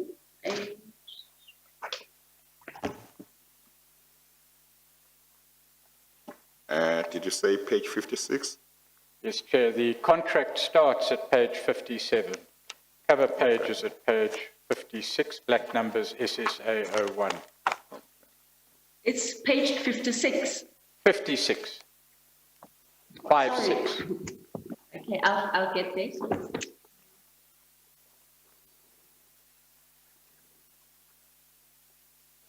Yes, I'm there now.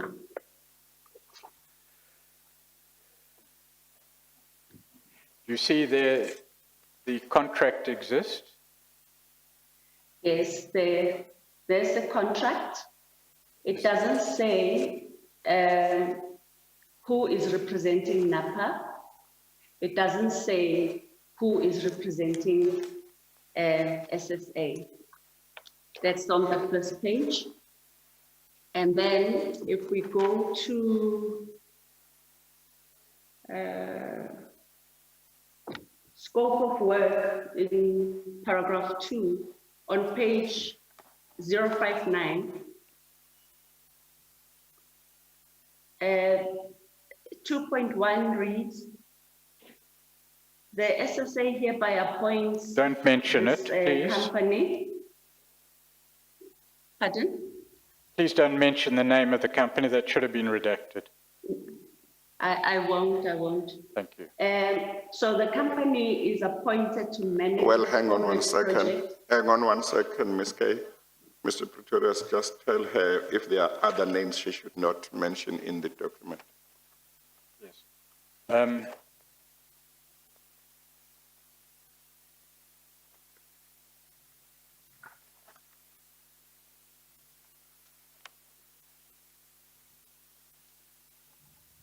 Chair, I'm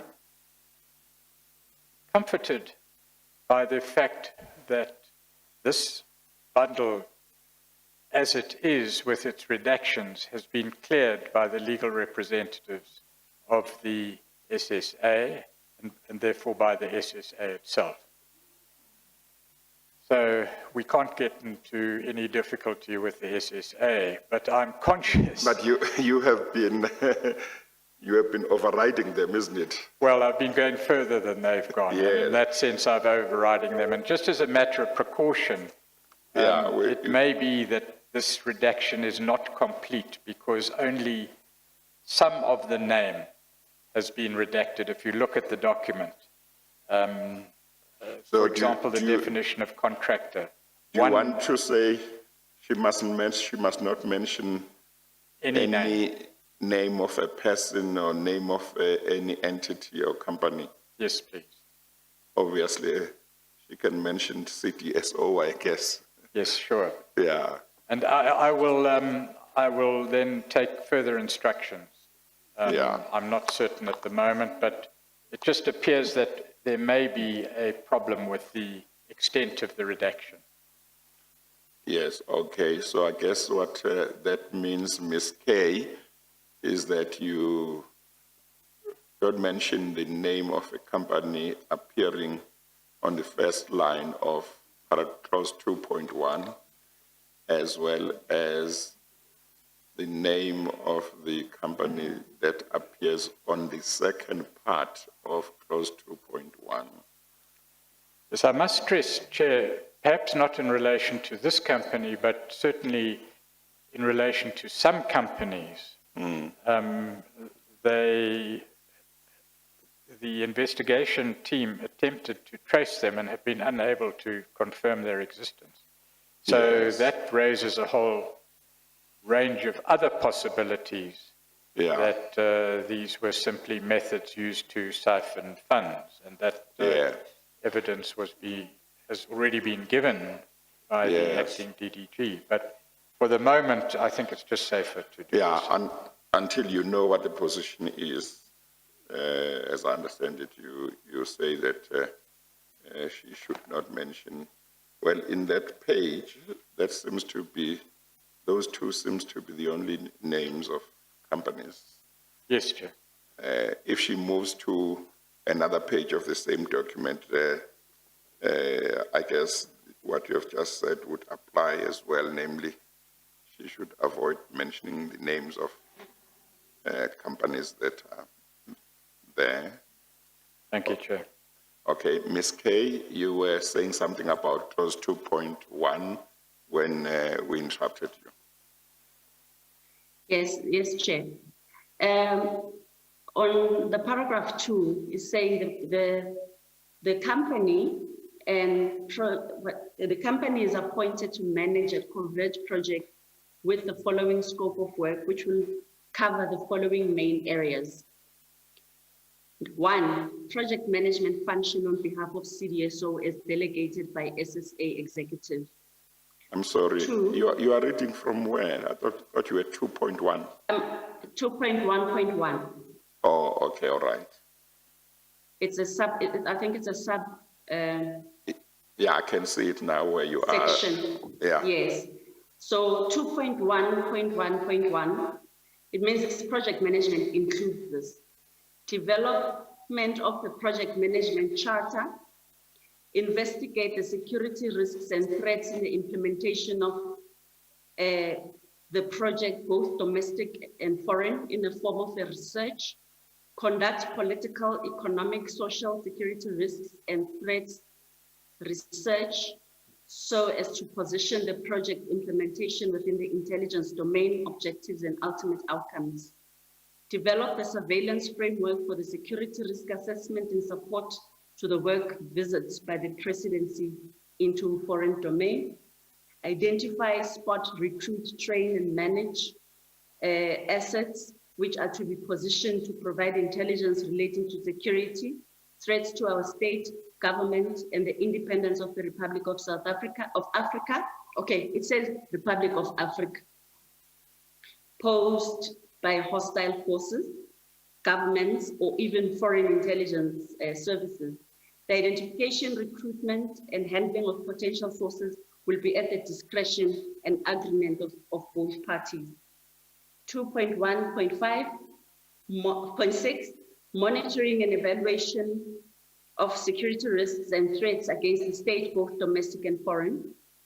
2.1.7, development of counterintelligence programs and action plans that are to assist in dealing with identified security risks and threats, advise the state and the state security agency timelessly on appropriate interventions. The scope of work shall endure for a period of 12 months, commencing on the 1st of January 2015. So that is what I wanted to highlight, to be highlighted and to be placed on record in terms of the scope, because according to our legal practitioner who looked at these contracts, and when we look at the legislation, that is the mandate of the SSA, which was being outsourced to this company. The other contracts read almost copy and paste of these tasks. And what is astounding is that these contracts are assigned in the same month, most of them to do the same work, and later on start drawing funds. Invoices coming from these companies are then utilized to access the funds for the various projects that we've covered yesterday. Yes. Jay. There's an interesting clause that appears on page 62, which appears to be entirely contradictory to what you've just read, and then we'll comment on all of them in due course. Under the head Independence, paragraph 10, the company acts as an independent contractor, which is rather alarming, and not as an agent of state security agency and has no authority to act on behalf of or bind the state security agency unless expressly agreed so in writing. It's difficult to understand how that clause sits with what you have just read as the authority given under the scope of work.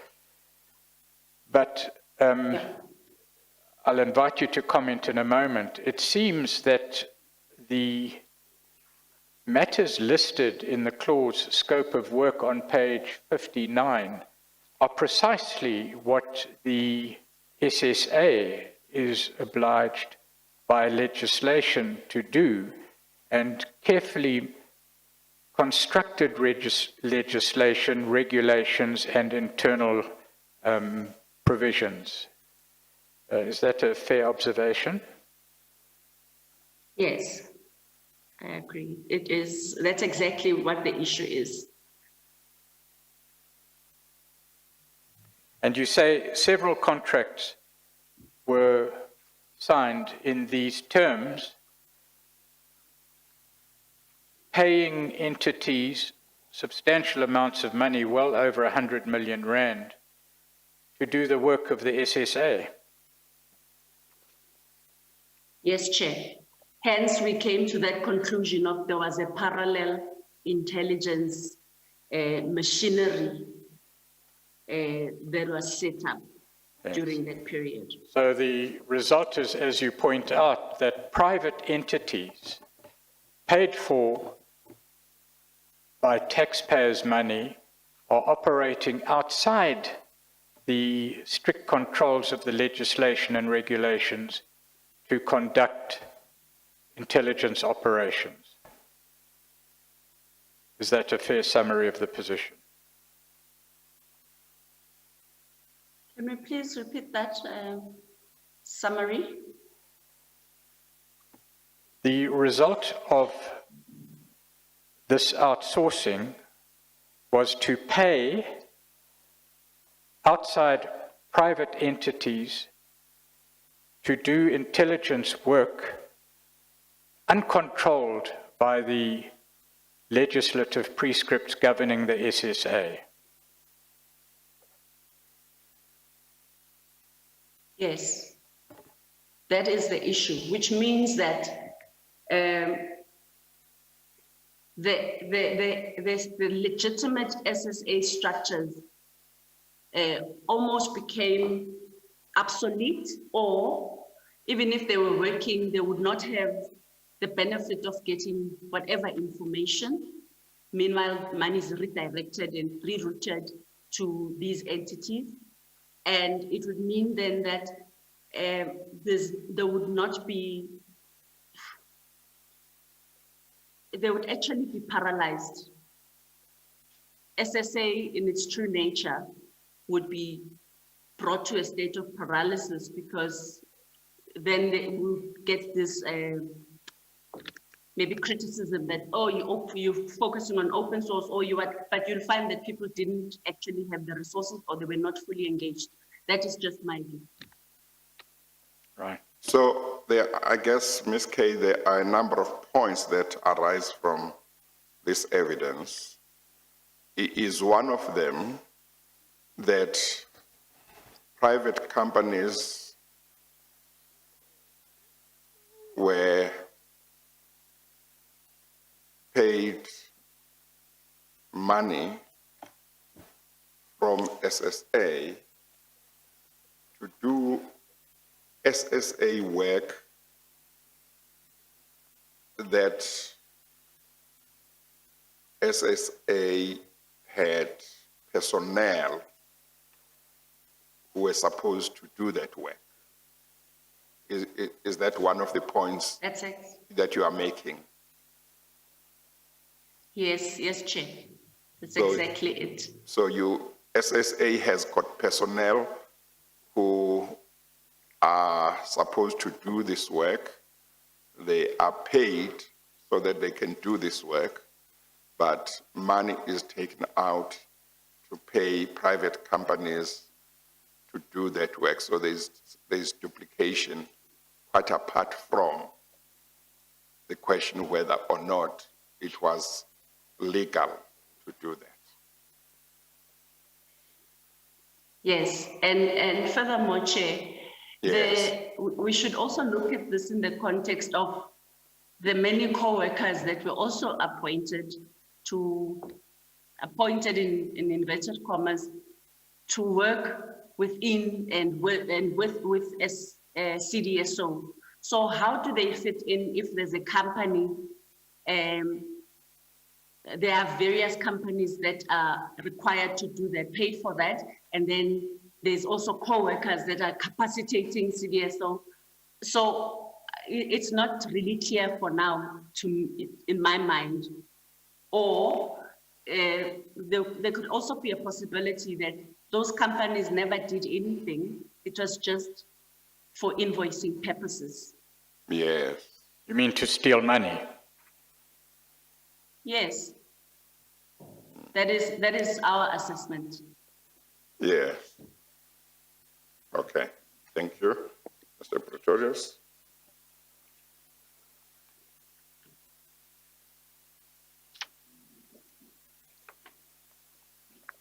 You would bear with me a moment, Chair.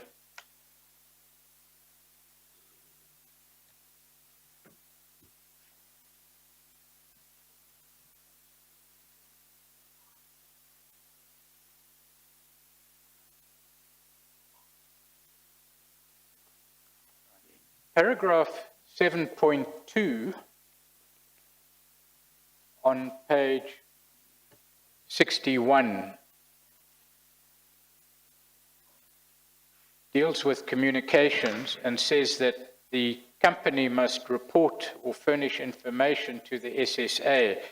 Are you aware of the person to whom, if this was a legitimate and real arrangement, to whom reports would be made? I'm not aware. All right. Let's go on then to paragraph 8.10, which Yes. now deals with financial controls. Paragraph 8.10 reads, these covert companies were registered in the names of individuals who had full control of these entities with no oversight. Is that, please assist, a reference to the companies that we've been talking about now in the previous paragraphs, 8.6 Yes. to 8.9? You say yes, is that correct? Yes, Chair. It goes on to say there was accordingly a high risk of mismanagement of these facilities and the subsequent loss of and an inability to account for state assets. If proper reconciliations are or audits are not undertaken by the Chief Financial Officer, the potential for corruption, fraud, and theft is high.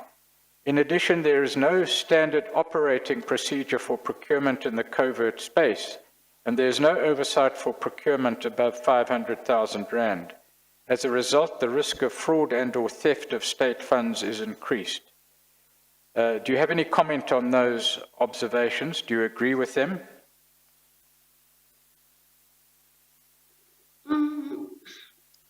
I don't have the facts and the knowledge to be able to agree. I don't know that whether there indeed are no SOPs for procurement in the covert space. I'm not the expert on covert operations, so I would prefer not to comment on this one. Right. In relation to that detail, I cannot confirm.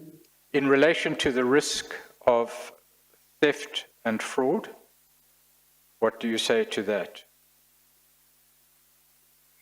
Definitely the weak financial controls and the culture of complicity in those activities and lack of consequence management did heighten the risk of fraud, theft, and money laundering, actually. Okay. Paragraph 8.11 reads, it therefore cannot be overemphasized that the covert operational space within the SSA relies on the integrity of people and systems to ensure that the area of greatest secrecy is managed with the greatest care. Do you have any comment on that observation? I Seems agree to be with, I self-evident. agree with that 100%. Yeah.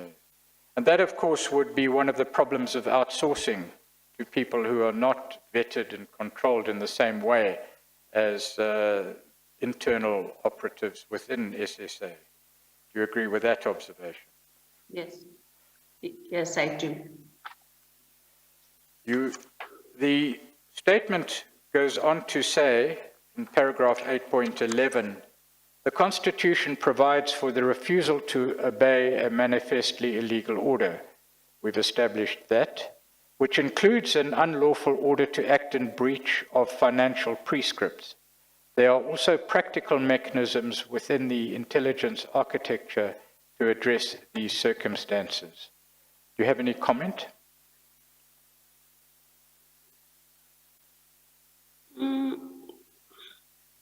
I mean, the Constitution provides for it. However, people don't stand up and report any irregularities or having, I don't know, maybe people are scared to lose their jobs or whatever, so they just obey. But, and maybe people are not informed of what PRECA requires of all of us as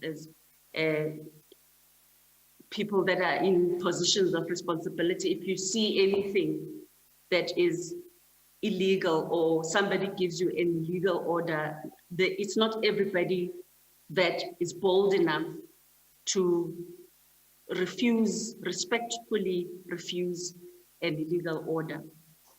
But however, there are people who are aware that they are doing things, illegal things, they're part of that network. Sometimes people don't refuse, but their non-action also contributes to this thing proliferating.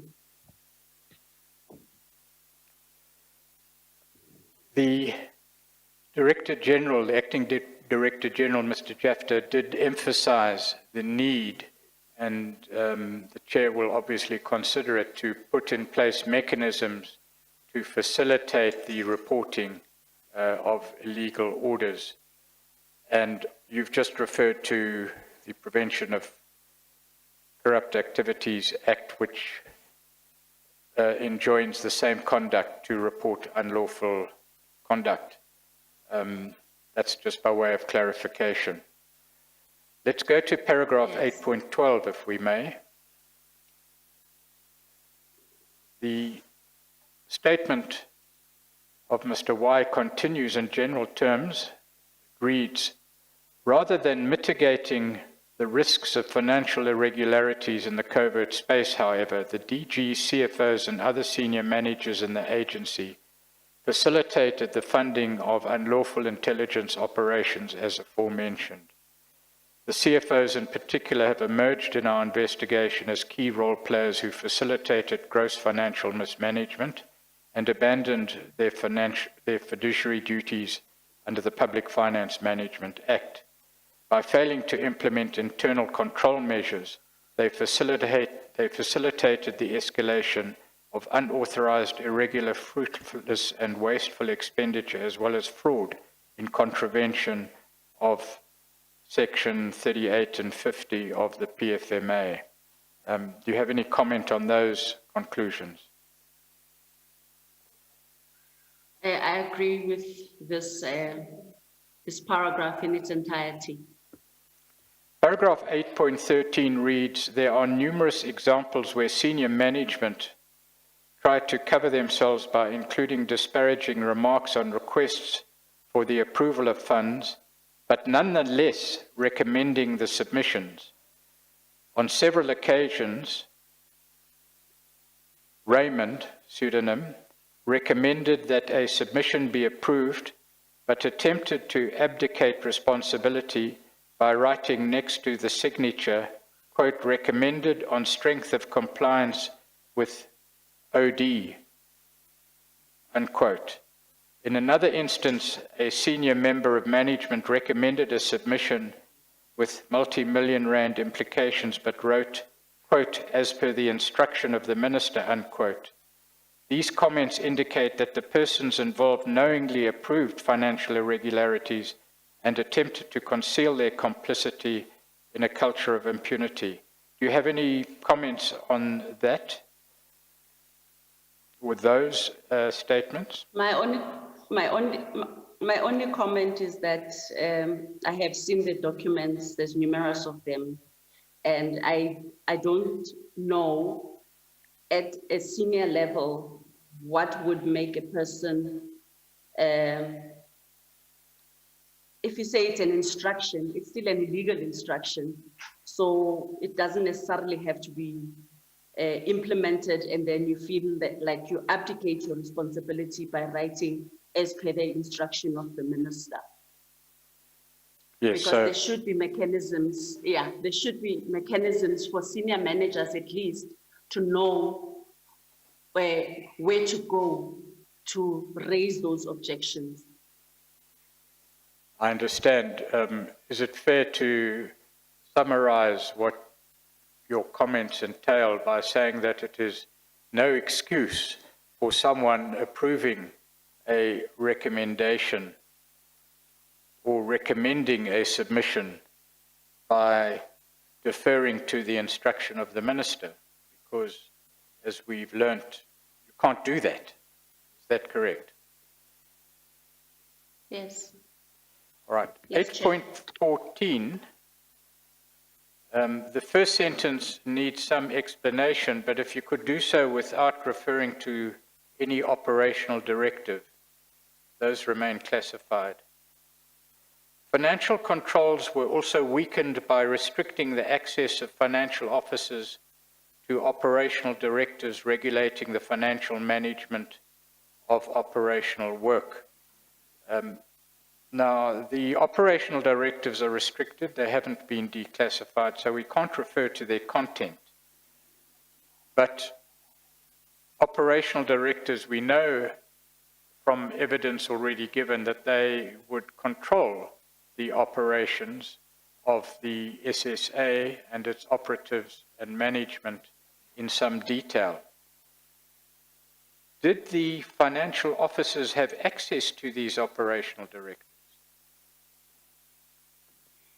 They should have. I assume they did have, because it is required even for a covert project to be established. That operational plan should be approved by the CFO. So CFOs should have copies of the ODs, and I think they do have, especially if you refer to the paragraph above 8.13, where if a CFO is going to write maybe recommended on the strength of compliance with ODs, that already indicates that they know the ODs. Well, that's a matter of interpretation. Of course, the person who makes the recommendation may say, look, I don't know what the OD says, but it must be complied with. But I don't want to debate that with you. Then 8.14, I understand you would not entirely agree with the first sentence. You say they did have access to operational directives.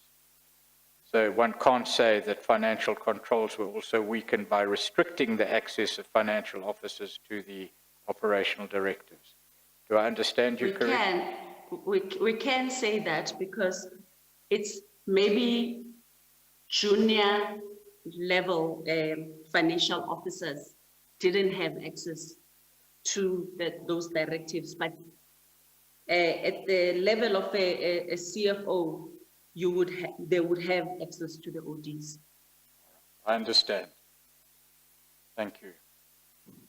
The paragraph continues to read, this resulted in an inability to monitor compliance with operational directives with regard to the remuneration of agents or contacts, resulting in a higher risk of fraud and or theft. It is also of concern that financial officers were required to sign non-disclosure forms despite holding top-secret security clearances and taking the oath of secrecy required for all intelligence officers. This was a purported control measure taken by Raymond, pseudonym, to prevent information leakages. Do you have any comment on that? Yes, I agree with that paragraph. We actually do have a sworn statement in this regard, explaining what happened in this space, particularly in the 2017-2018 financial year. Then paragraph 8.15 reads, an insufficient segregation of duties within certain control processes allowed for users with dual roles and transaction codes not in line with their job description to facilitate irregular transactions. This was attributed to a lack of capacity in Chief Directorate Finance, which was said to necessitate the unfettered access. Furthermore, the system roles were not linked to standard operating procedures, and staff appeared to have inadequate knowledge and compliance with SSA policies. Despite attempts by some managers within this area to upskill and capacitate the existing staff with the requisite skills, the CFOs did not support these endeavors. Is that fair comment? Do you agree? Do you want to qualify?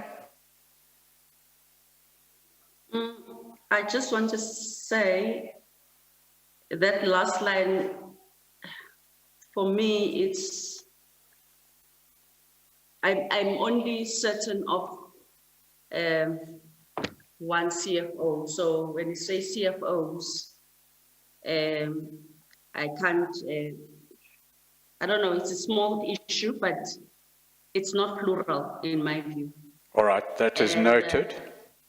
Yes, and So a particular everything CFO. else, yeah, everything that has been explained there, we actually had, because we have an expert in the team that deals with these things, it was actually tested and there is historical information on this. So I do support and agree with this paragraph. All right, let's move on to the next section, which deals with financial irregularities and the use of cash. Paragraph 8.16 reads, the investigation found that weaknesses in the internal control environment allowed for state funds to be accessed with impunity.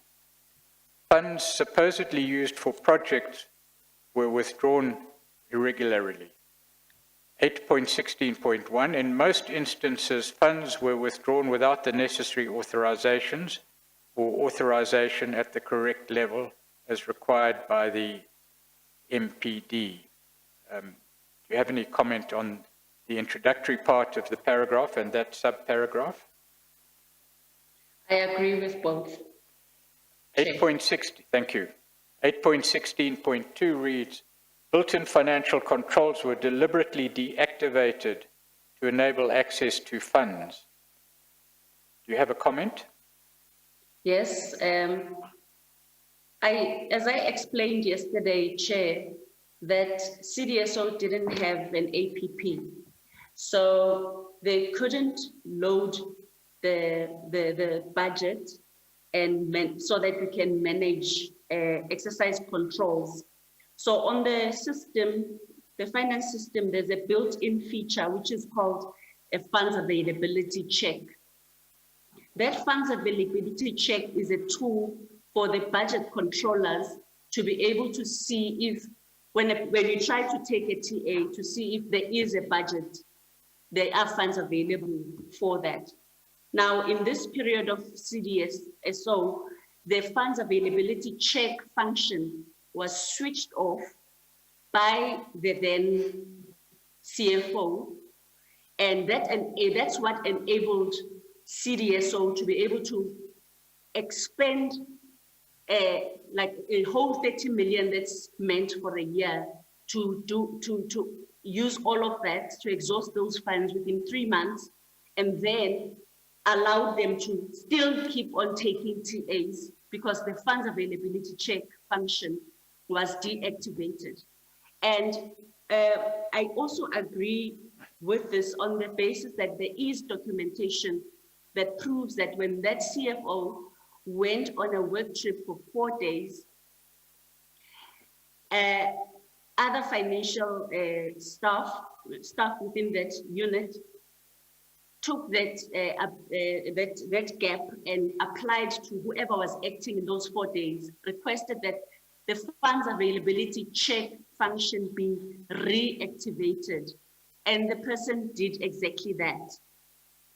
But when the CFO came back from a work trip, he came and deactivated the funds availability check again. And that, for me, shows that it was deliberate. So that's what we found as the team, Chair. Yeah.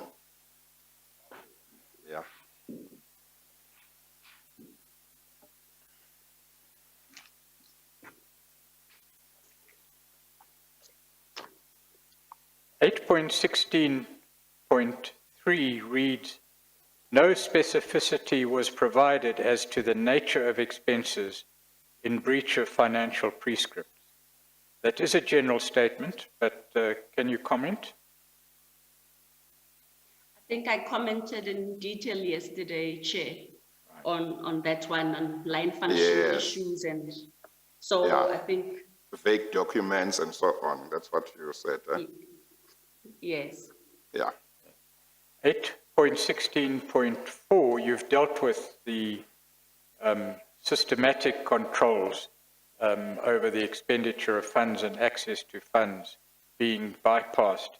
8.16.4 reads, budget controllers were deliberately excluded in the approval of the disbursement of funds. Do you have a comment in that regard? It is true. Even in submissions, you can see that it didn't go via them. And if the funds availability check is disabled, obviously this will not, the budget controllers will not be able to exercise their functions. So I suspect that is why, I don't know if it came out anywhere in the affidavit, that is why it is alleged, but it's also proven in documents that the CFO then had instructed and directed that CDSO only uses and they channel all of their TAs to one specific financial officer who would process all of these transactions, and this went on for years. So this is one individual that was specializing in CDSO, whatever, the TAs and settlements and all of that. Right, let's go then to paragraph 8.17, the use of cash in operations is said sometimes to be necessary by previous witnesses, but is a matter that requires strict control, also said by previous witnesses. But 8.17 reads, a particular concern arising out of our investigation is the cash-based approach adopted by the SSA, coupled with a negligible audit trail, which has left the agency susceptible to illicit financial flows and possible money laundering. We will come to the example in a moment, but that general statement, do you have any comment? It would be useful to have the views of the investigation team in that regard. These are the views of the investigation team. This is exactly what we found. It's one of the findings. So I agree with that sentence. The paragraph continues, by way of example, a receipt dated 12 June 2017 indicates that 2,082,600 euro was signed for without any details of the recipient reflected in the records relating to this cash disbursement. The records pertaining to this withdrawal reflect that the funds were withdrawn by codename Helen, which was approved by Mr. Arthur Fraser. These records, in inverted commas, are contained in file 2 of the SSA bundle, marked as Annexure RH2. This matter is still under investigation. I must stress that putting the word records in inverted commas was my gloss, doesn't appear in the statement. That document is to be found at page 864 of SSA1. Would you go there, please? It's another declassified document.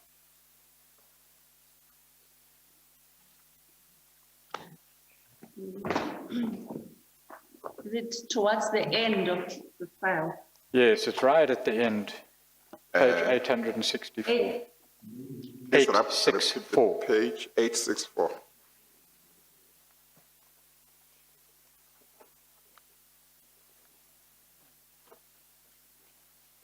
Yes, Chair. I'm there. All right, let's just attempt to place on record some idea of this document. The document is declassified. It's headed Acknowledgement of Receipt. It reads in typed format, I hereby acknowledge that, colon, and then there's a complete blank on the dotted line. Received, amount and figures, euros 2,082,600. Then amount and words, as if deference was given to detail here, and the amount and words is set out there. On this date, 12 June 2017, from, and there's a complete blank, and then there's a signature of recipient, no name, and then there's signature of provider, and there's no signature at all. Perhaps it's stating the obvious, but I should put it to you, is that a sufficient accounting for any amount, let alone 2 million euros? Do you have a comment? What is the question? Is that a sufficient accounting in your view to enable control of cash? It can never be, Chair. Yeah, that's perhaps stating the obvious. Because it doesn't even say who is giving the money, what the money is for, who is receiving the money, and this will never be able to trace. And I note that in page 872,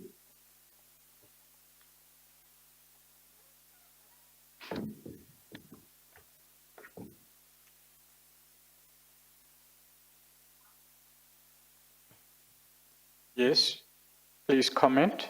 in page 872, that is a certificate confirming that it means that the person didn't have records and receipts to account for this money. And there's an incomplete voucher form where Helen signed for this 2 million euros, and it was approved by Mr. Arthur Fraser. So Just to say Helen being a pseudonym. Helen is a pseudonym, yes. the pseudonym Helen had signed there as a project administrator who was submitting this incomplete voucher for 2 million euros, and it was approved by Mr. Arthur Fraser. And when you look at the authorization thereof, I just want to check the green form, the temporary advance form.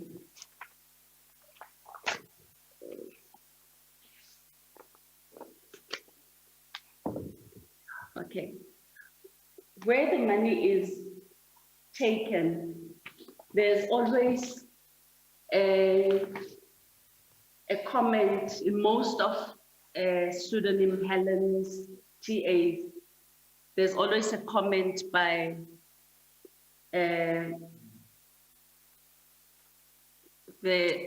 Raymond that a second TA should be allowed, or member can take second TA as allowed by the DG. So there's that consistency and also these incomplete vouchers. And what we need to also note about that receipt that you referred us to in 864, Chair, is that there's numerous of these receipts that we found and filed, and some of them just have the signature of the recipient and the rest is blank. And our conclusion from that is that it's a blank check. You can write any amount, the recipient has already signed. Yes. So there were a lot of those as well, which shows that there was no accountability, because it then raises the question that how did the people clear these temporary advances on the system if you can see that the receipts are not even there? And the disbursement of these funds is actually even just a piece of paper where you just write people's names or code names and you just write 1 million rand.